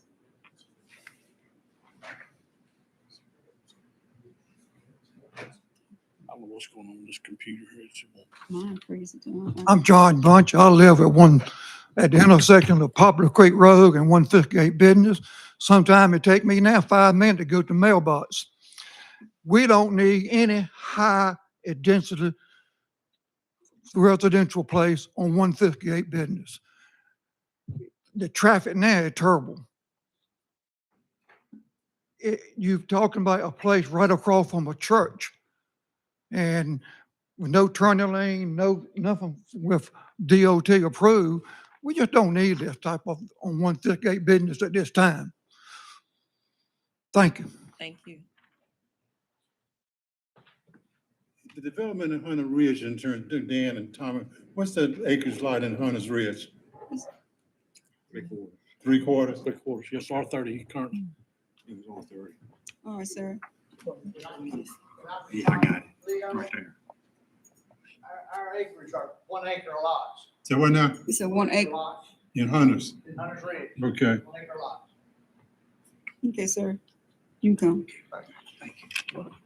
My name is Robert Lloyd, and I also live in Hunters Ridge. And just to kind of let y'all know, I didn't receive a packet. And some of our neighbors here tonight, they haven't received anything about this coming up either. So if we'd like to know more information ourselves, I think that's why we're all here tonight. Thank you. How do y'all get the information to be here tonight? I mean, you didn't Well, get. yeah, I didn't get a packet. Just You know- a neighbor called and told Okay. me today they had heard about it. And they called, and then we started calling really late this afternoon, tried to put some people together to come back to speak to y'all. All right. The information was sent to, I believe, adjoining property owners, is that correct? Yes, and it's also on the county commission's website. A lot of people don't look at that. Okay. Okay. All right. Thank you. Thank you. Anybody else? Okay.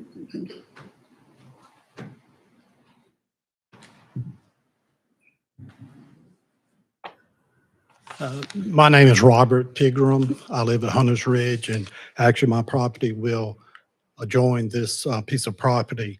I'm just concerned with the lack of information that has been provided. I was one since my house is provided, adjacent to this piece of property, but understand that under R20, there are a lot of allowances that can be put in place. Apartments, duplex, townhomes, any multiple units together. So that's my concern, that the property value will decrease, plus the amount of people within this area will increase traffic, and just all that concerns me at this time. If I, was provided more information, some plats of how this is going to be laid out, especially when it butts up against my property, what the setback is, where I have a house just off my property line that I would see backyard to backyard from the deck. So I purchased this piece of property 20 plus years ago, and wasn't, I just like to see it, the property and the zoning to remain much like all the other houses within that area. I believe on the front of the information said that it's already, therefore any allowed use within R20, it said it's already permitted. R20 is about 1.5 miles down the road. Within this area, there is no R20 at this time. All right, thank you. Thank you. Anybody else want to speak? Seems like we got a consensus there, everybody. Want to take? Close the public hearing? Yeah. Want to close the public hearing? Madam Chair, I'd like to make a motion that we table this until we have an opportunity to get more information. I'm having problems with my computer tonight, and I can't pull up any of these charts and stuff. And so it's just kind of tough to make decisions when I can't see what's going on. I'll second the motion. So we got a motion and a second. Any discussion? All in favor? Aye. All opposed? So all in favor, we're gonna table it till we get more information.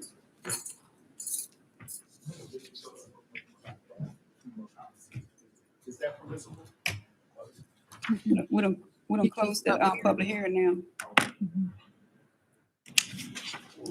All right, open up the public hearing for flood damage prevention ordinance amendment. I guess that would be you too, Mr. Mark. Jeremy? Yes, ma'am. All right, so the second item on the agenda is a text amendment for flood damage amendment. Mark, hold on for 1 second. Let's let the room clear a little bit. Hold on for 1 second, okay?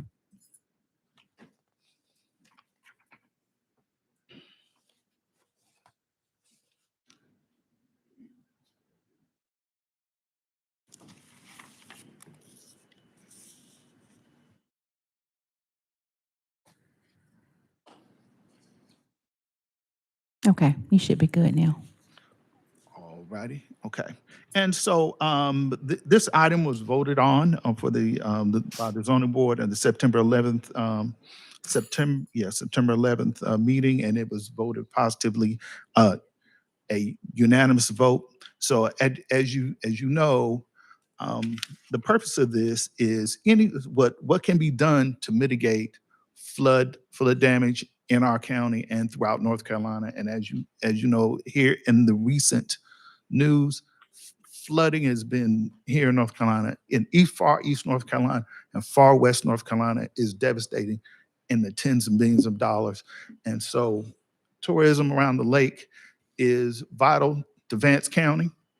And so this request will keep our codes in line with 160D, the state. With the state ordinance, ordinance. So let's see.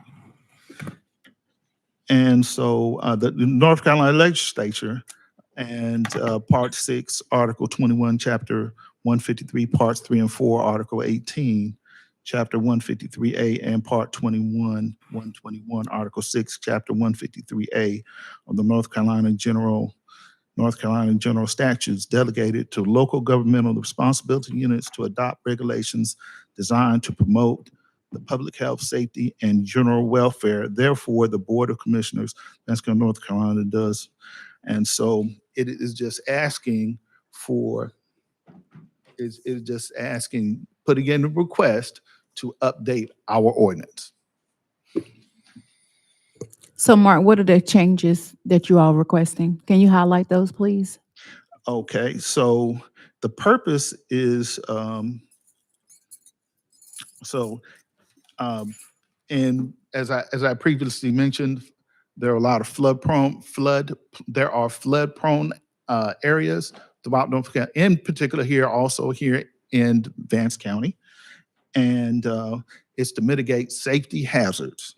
So in those safety hazards, it is in future development or in current development to restrict public uses that are dangerous to health, safety, and property due to water erosion hazards or that results in damaging increases to erosion, flood heights, and etc.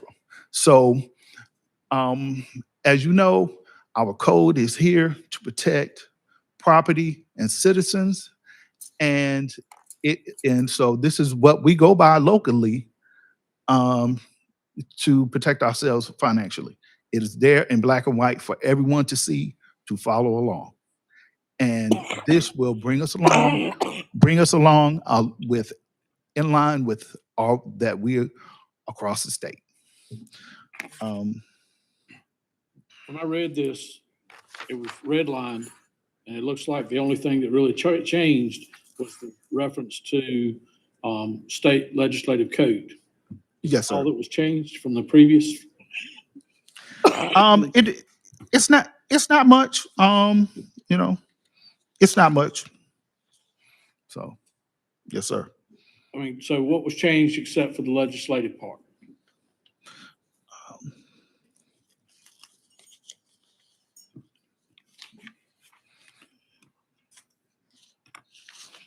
All right.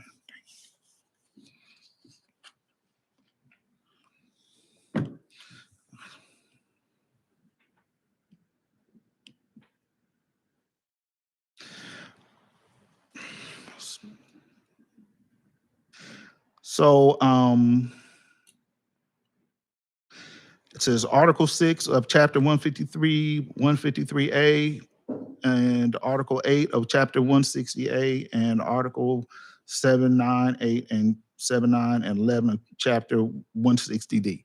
So, as you know, Chapter 160D pertains to planning and, as far as approvals of the general legislation in Raleigh, approvals and pertaining to planning and development.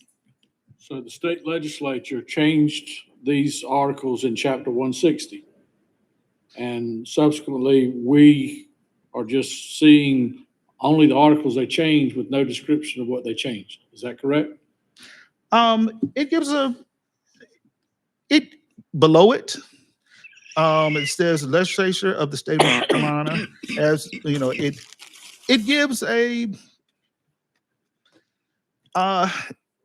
brief description. It's just to promote additional general welfare. And, Jonathan, have you read this? Yeah, because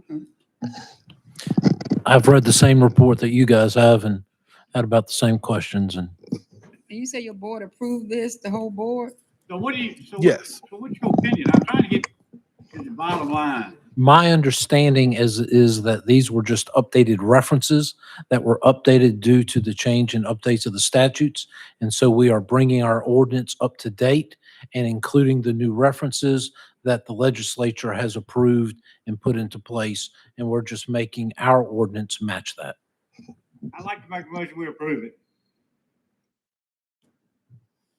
Second. So we have to be in compliance with the state. This is doing is making us compliant with the state.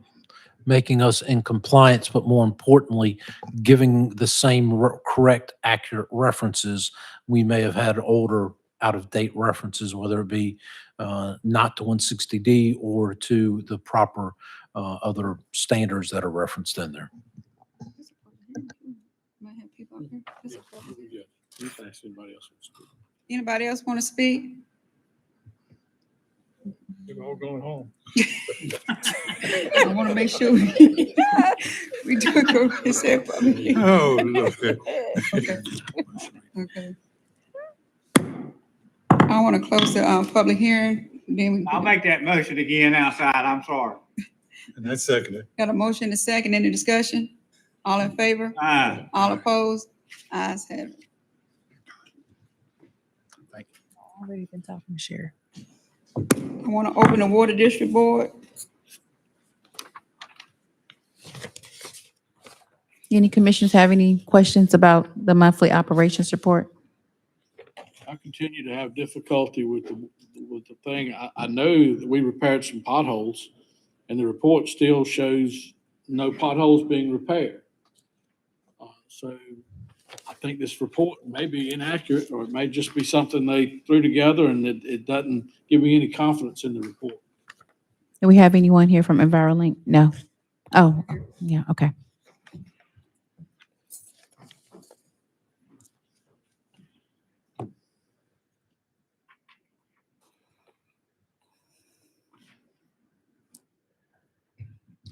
Hello, my name is Jesse Horn, the Assistant Area Manager of the Triangle Region. I was told to come up here and answer some questions about the operation. Yeah, can you bring the mic down? Can you hear me better?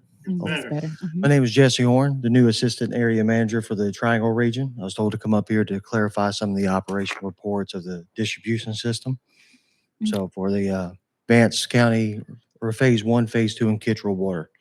So I think Commissioner Brummett was having questions about potholes that have been fixed within the county. It shows 0 and 0. Can you give us an update on that and why the I'm not report sure doesn't- on the potholes. I more strictly work with just the distribution and flushing of the water lines Okay. itself.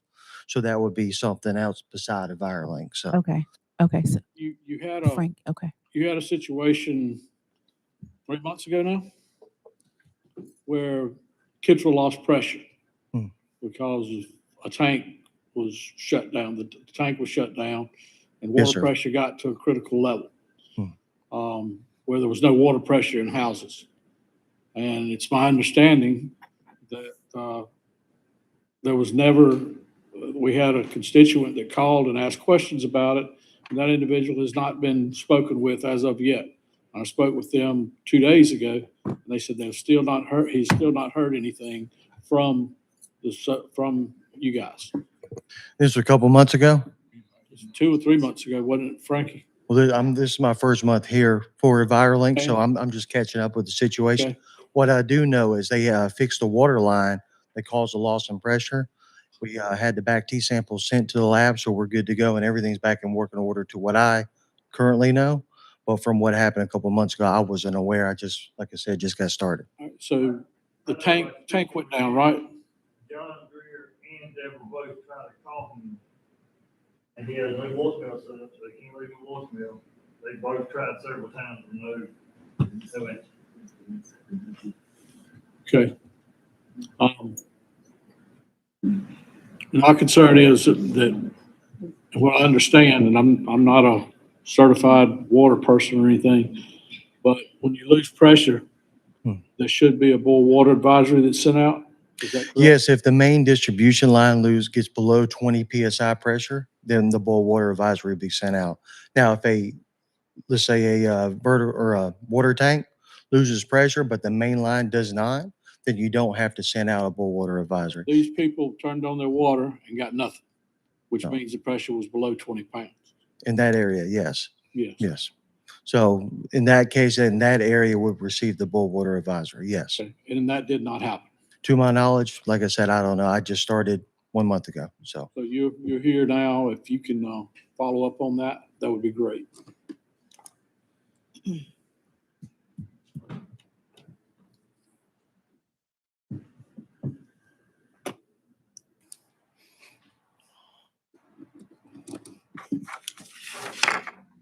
Any more questions? You fine? Okay. Okay, thank you. Thank you. Close the Water District Board. Finance Director report. Finance Director report.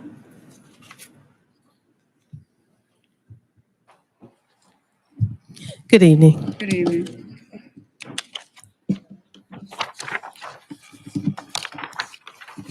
So I'm first going to go over the quarter reports. I think I jumped the gun a little bit because I did not give the tax office time enough to get their information in. So, but what we had at the time, I'm going to report on. Okay. So the revenue for July 1, 2025 through September 30, 2025. And the revenues that have been collected was $5,553,767, which was about 8.5% of the amended budget revenue. And that amount, I know it's 64, but it should be 68,214,688.73. So currently there is in the tax bank account, there's approximately $4 million that's waiting for the tax office to finish their end of the month processes. And then so we can get those funds transferred over to the general account. So these are preliminary totals. So the 5.5 million, which represents 8.5%, another 4 million will come over to that and bring us up to about 11% or something. Yeah, so it's kind of in line with last year, because I think last year about this time we had collected about 10 million. And there may be some other journal entries that were in transit that'll probably get us up to that. So I know we had posted some additional items for DSS. Yeah. So I will bring another report. So once everything is posted, the bank reconciliation is done and the tax office has finished their reconciliation. I was out of the office, I got a little anxious and did the report prematurely, but these are the numbers where they at that time. So the expenditures also for that same period was $14,295,951.83. So when we're looking at the revenue, what we had collected and what had been spent, it's 8 million. So we spent $8,762,184.83 over what revenue had been posted.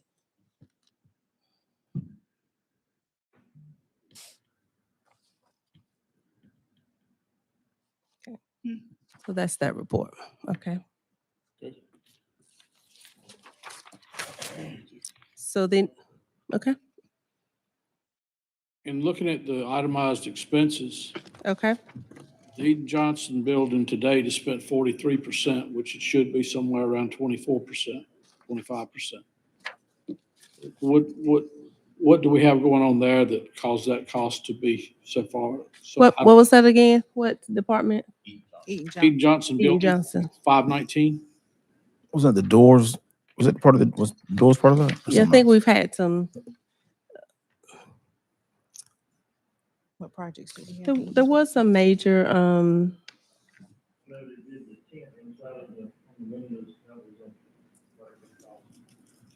I thought we had paid some on the doors.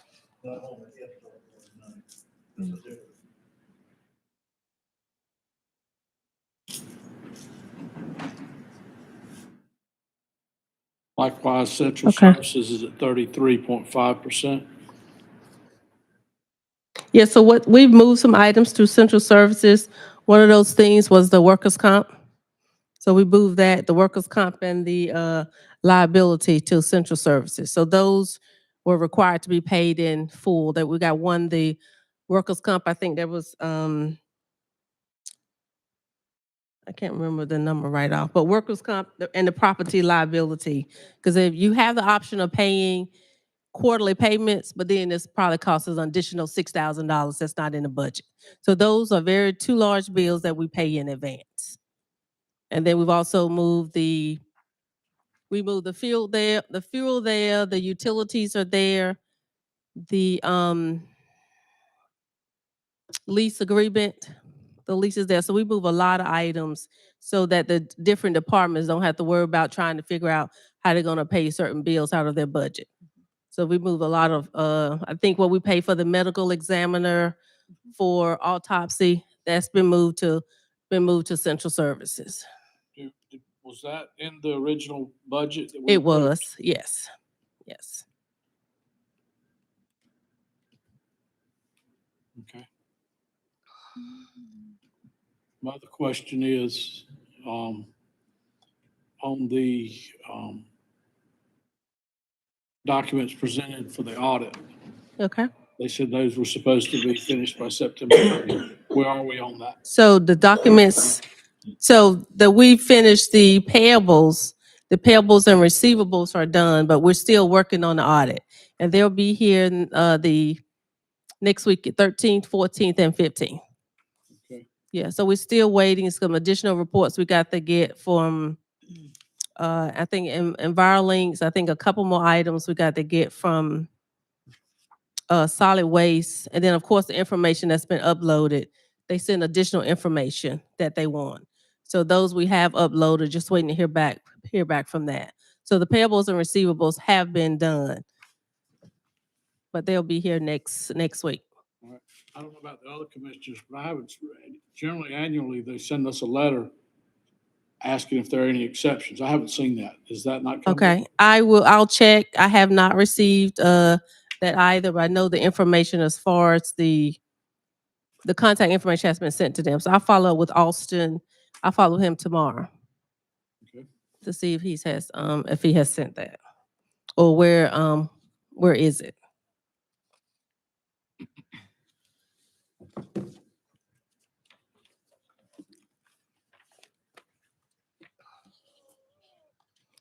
Okay, with the preliminary year-to-date report for fiscal year 24-25.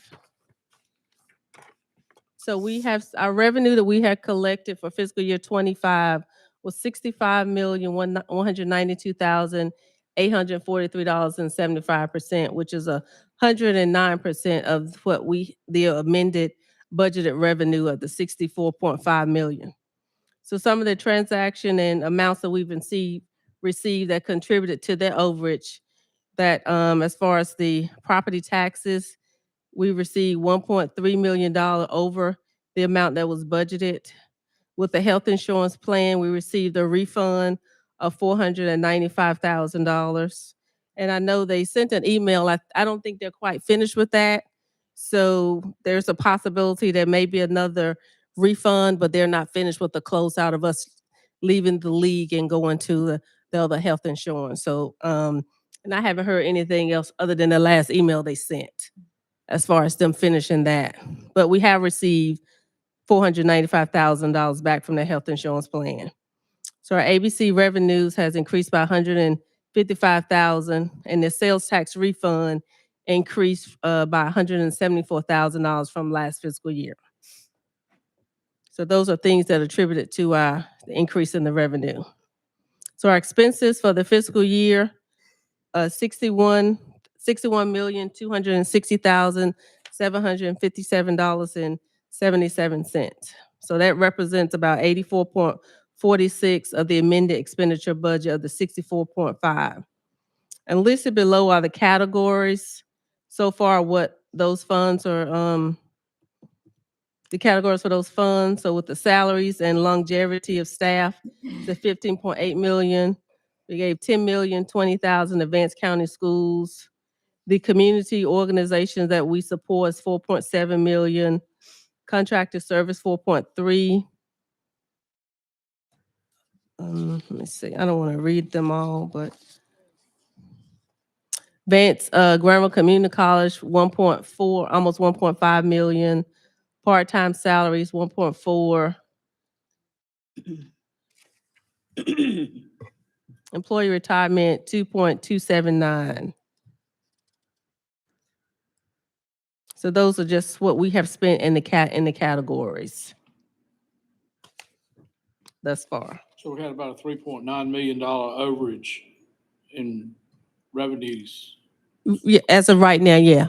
Yes. as of right now. Yes. Is that going to pretty much stay, or we still got some adjustments? There's probably some adjustments, and they always will have some adjustments to the, as far as with the retirement recording and some accruals. So, but that's where we stand now.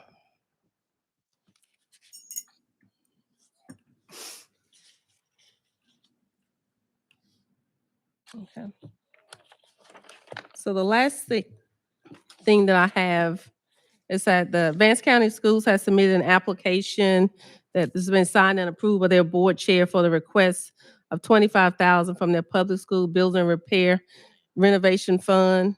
And these funds are for the bathroom upgrades to Carver Elementary School to bring them in compliance with ADA regulations.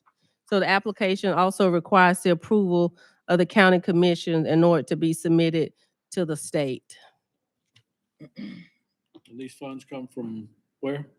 The public school building renovation fund. So we won't have to match anything, so it won't come from the county. So that's an action on. Madam Chair, I move that we approve the renovation project for Carver Elementary School for the bathroom renovations. Second. Got a motion and a second, any discussion? All in favor? All opposed? Ayes have it. Okay. And I'll just give it to you, Commissioner Vance, to sign it so I can get it submitted tomorrow. All right. Our next report, Assistant County Manager report. Good evening, Commissioners. Fire Prevention Week proclamation. Fire Prevention Week is a nationally observed week in the United States from Sunday to Saturday, in which October 9 falls, and is a way to keep the public informed of the importance of fire prevention. The staff's recommendation is to approve the proclamation recognizing October 5 through the 11th, 2025 as Fire Prevention Week in Vance County. To make that recommendation. Second. Got a motion and second. Any discussion? All in favor? All opposed? Ayes have it. Thank you. Thank you. County manager report. Thank you, Madam Chair. Good evening, Commissioners. So the first item, well, the only item on my report tonight is Operation Green Light Resolution. And of course, Operation Green Light is an initiative endorsed by the NCACC and NACO and the National Association of County Veteran Service Officers, and shows support and honor for our military veterans. So during Operation Green Light, residents and businesses are asked to shine a green light or light their buildings green from November 4th to November 11th as a way of letting veterans know they are seen, appreciated, and supported. The enclosed resolution supports this effort, which will include lighting the exterior lights at the Henry Dennis Building and other county buildings as able. And so the recommendation is just to approve resolution supporting Green Light, Operation Green Light for our veterans. Move to approve the resolution supporting Operation Green Light for our veterans. Got a motion and a second. Any discussion? All in favor? All opposed? Ayes have it. Thank you. Our county attorney's report. Yes, our sheriff has identified another piece of property that is known as a nuisance on Pinecone. We have called in the ALE division for the nuisance abatement team. For those of you who've been around for a couple of years, remember we did this back in late 2021, early 2022 for a piece of property over on Swain Drive. ALE has come in, they've done their investigations, they're looking into this, they're putting the things together just like they did last time. The notice has been delivered to the family, to the property owner. We met with the property owner and her son today, trying to see if we can't reach a resolution. But in case a resolution is not reached, I'm asking for you guys to formally authorize me to work with the ALE and formally file this in Superior Court and go forward. Obviously, this would be an abatement if everything goes as planned and is not agreed to in consent. The property would be ordered by the judge to be turned over to the school system. The school system gets all fines and forfeitures, and then they would sell the property. There would be restrictive covenants put on there about what can and can't be, very similar to what we did over in Swain Drive. But again, this is a property. We provided you in your materials some of the statutes to help you understand what the definition of nuisance is. It's more than just someone over there playing loud music at night. So this is something that ALE has come in. They've determined all of the requirements have been met. So we're moving forward. And like I said, we're just looking for formal authorization for the county attorney to work with ALE and go forward on this. Move that we move forward with this abatement process on property Lane. Wait, Commissioner. So what do we have No. no. No one's, you're not allowed to speak. You got a second? Got a motion and second? Any discussion? All in favor? Aye. All opposed? Ayes have it. Consent agenda. Madam Chair, I have one item I'm going to pull out.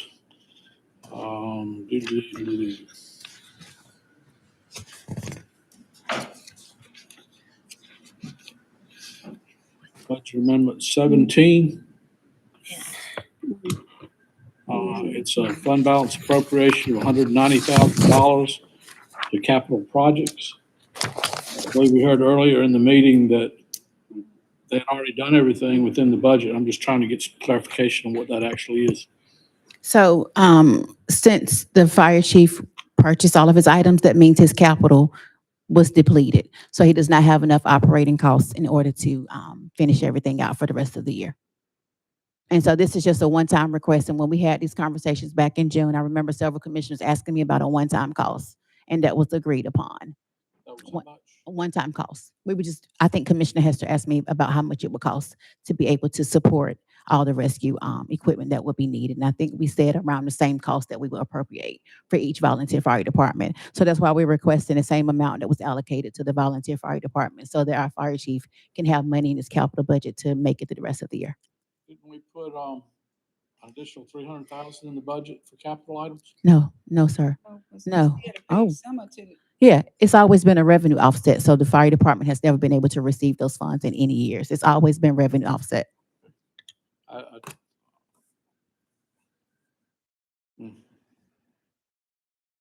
You know, cool. We need to pull that out and vote on it separately. You need to do what? We need to pull that out of consent agenda and vote on it separately. Vote on the one with the 190? We're gonna pull it out and do what with it? I don't. Let's just make a motion and vote on it separately, Okay, and not with the consent agenda. okay, that's fine. You said what it was designed for, right? I did. Yes, sir. Number A. Huh? Number A. That's the, Number 17. number 17. Oh, 17. That's in your, that's it, but he want to pull it out and vote on it separate. But why do we need to, why? Because Because I I don't guess- support that, and otherwise, if we approve the consent agenda, We'll approve it. So it's Okay, fine, gotcha. Pull it out. but I'll make a motion to approve the consent agenda with the exception of budget amendment 17. Okay. Second. We got a motion and a second. All in favor? I'm in the discussion, I'm sorry.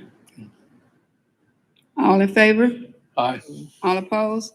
Aye. Now we have the, I'm not gonna make a motion to. no, I'm talking about that you pulled it out. Right, Yeah, so somebody, I'm not gonna make a motion to approve it. okay. We're not gonna out. Can I make a motion that we approve allocating the funds that was originally allocated for the rescue squad to make sure that, the fire department, that they receive those funds to make up any deficits. She made a motion to approve the 190. Okay, Right. second. We got a motion and a second. Any discussion? All in favor? All opposed? Nay. Ayes have it.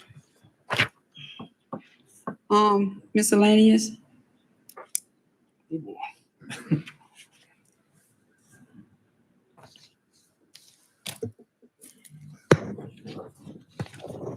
Yes, you, Ms. Pettaway? Good evening, Chair and members of the board.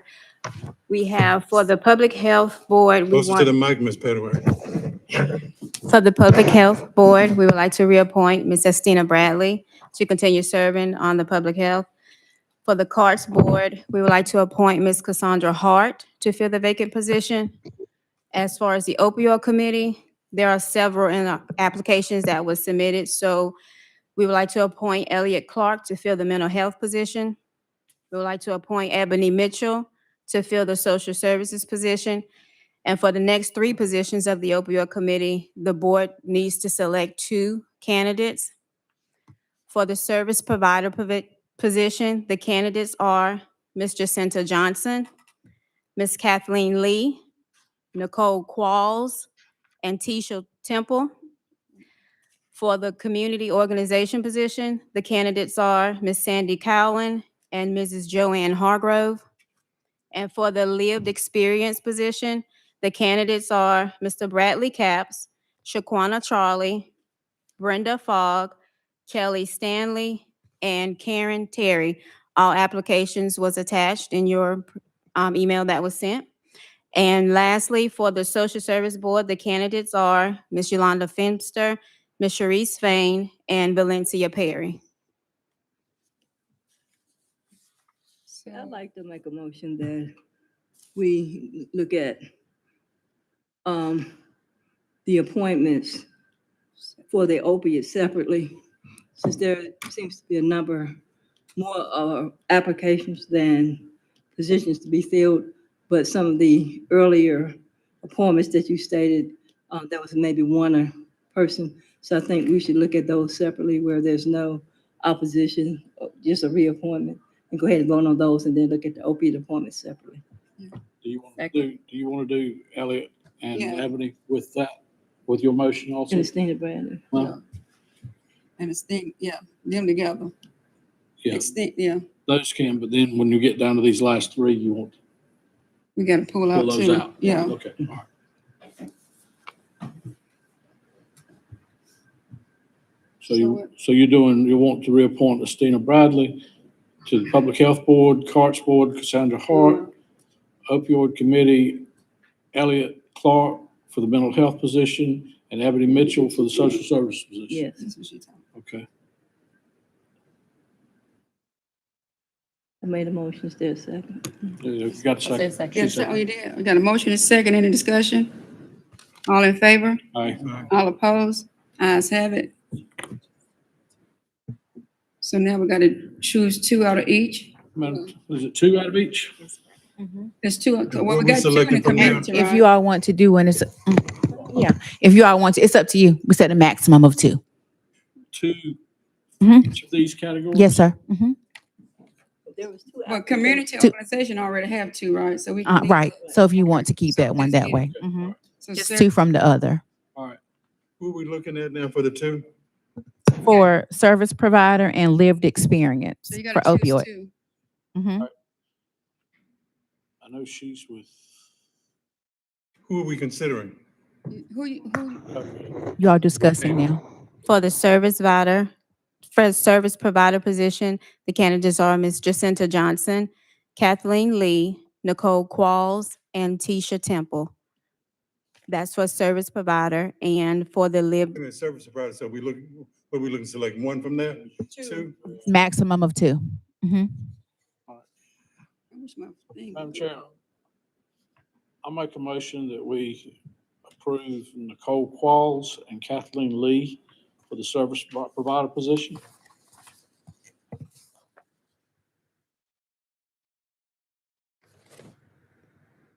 Second. You all done the Johnson lady, I'm on the legacy committee and she deals with those issues in service provider. I'd like to see her. Who? Ms. Johnson. Jacinta. Jacinta. There was somebody that was on the board, So what now? legacy board that you said? Legacy. Huh? She's on the legacy. I'm on the board with her, the legacy board. If you want to do that, I mean, can we do Nicole Qualls and Jaquinta Johnson? Yeah. Okay, I'll amend my motion. You got a second? Second. Okay, we got a motion and a second. Any discussion? All in favor? Aye. All opposed? Ayes have it. So community organization, we Just keep got Sandy two. Cowan and Joanne Hargrove. Mhm. We can keep those 2. We get 2, right? 2, right, yeah. So move to approve those. Second. We got a motion and a second. Any discussion? All in favor? Aye. All opposed? Ayes have it. and for the lived experience position, the candidates are Mr. Bradley Capps, Shaquana Charlie, Brenda Fogg, Kelly Stanley, and Karen Terry.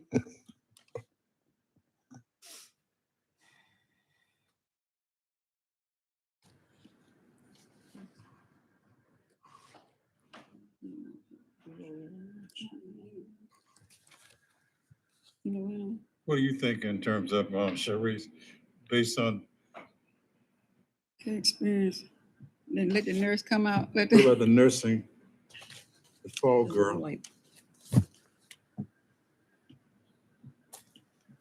The lady from the right, said she was from the lady came and spoke, said she was from the right, she could be a nurse. Is she a friend? I don't know who you're talking about. I don't know the name. And that's why you look at the, y'all see too. Yeah, I mean Brenda What do you Fogg. think, huh? Fogg. Fogg. Brenda Fogg. Mm-hmm. And one more. I had all this stuff on my mind, and she was one of them that I liked. Who? Y'all got 2?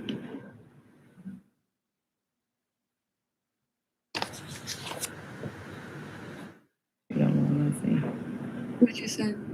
She said Fogg. And Oh, Kelly Mulnick Stanley. Stanley. Yeah. She does the Playhouse Child. What now? She's with the recovery organization. Okay.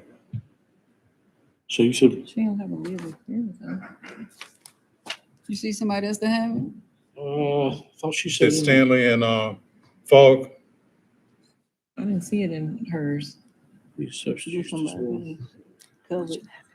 Looking at, what's this? She's on your board, right, Leah? Well, yeah, Stanley you don't is? need two from the Yeah. same, both of them on the legacy, you don't need two from the same board, do you? I wouldn't think so.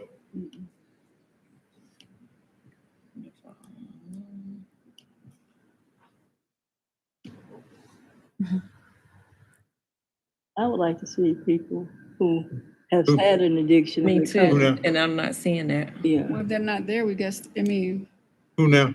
I was saying I would like to see, in terms of living experience, somebody who may have used drugs and have recovered and have Like Fogel, actually she lived lost the her son. experience. She lost her son yeah. to fentanyl and stuff like that. Which was that? You said it's some of the Stanley person? Mm-hmm. Kelly. Lost her son, okay, No, Kelly says that she is a person in long-term recovery. yeah. Miss Stanley. We did do CAP. You And said, I thought did we you do said, CAP? You did fog. you said I fall. said FOG, but I'm saying, did we do CAP? It's CAPS? Because CAPS has a lived experience. Did you say Stanley has a Mm-hmm. lived experience? That's what she lists. Why she's interested. It says, I believe that as a person in long-term recovery, it is my responsibility to seek ways to assist and serve individuals and families dealing with the disease of substance abuse disorder. And looks like Miss Charlie as well says that she has lived experience, but she also says she's a service provider. And CAPS does too. Fog and Stanley. Stanley. Yes, sir. That's fine. Okay. Fogel Stanley. Fog and Stanley. A second. Got a motion is second, any discussion? So FOG and Stanley. All in favor? Aye. All opposed? Ayes have it. Now we got to put a, I make a motion, we go into closed session. no, we got to Got to do. do social services Social board. Oh, so, Mm-hmm. oh, okay.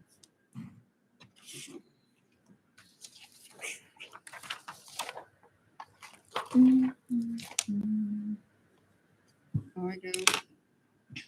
Where we're now, where we, Wait, we're at the social service board, we got to choose, or the social service board.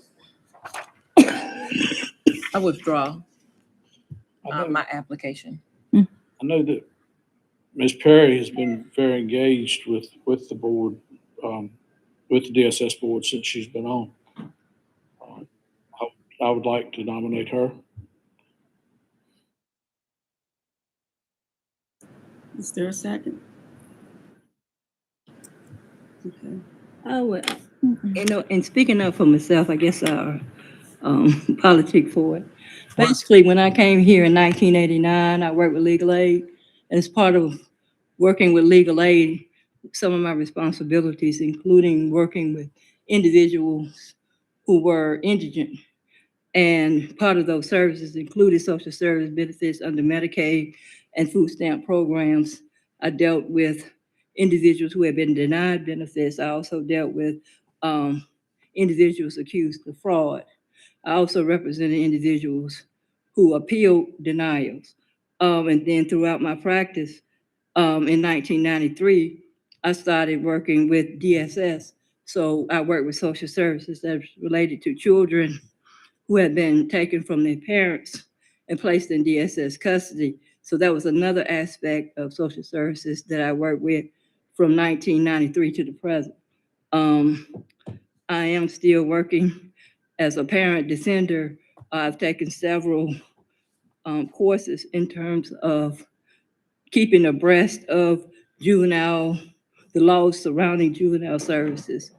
So I have extensive experience working with social services in various departments.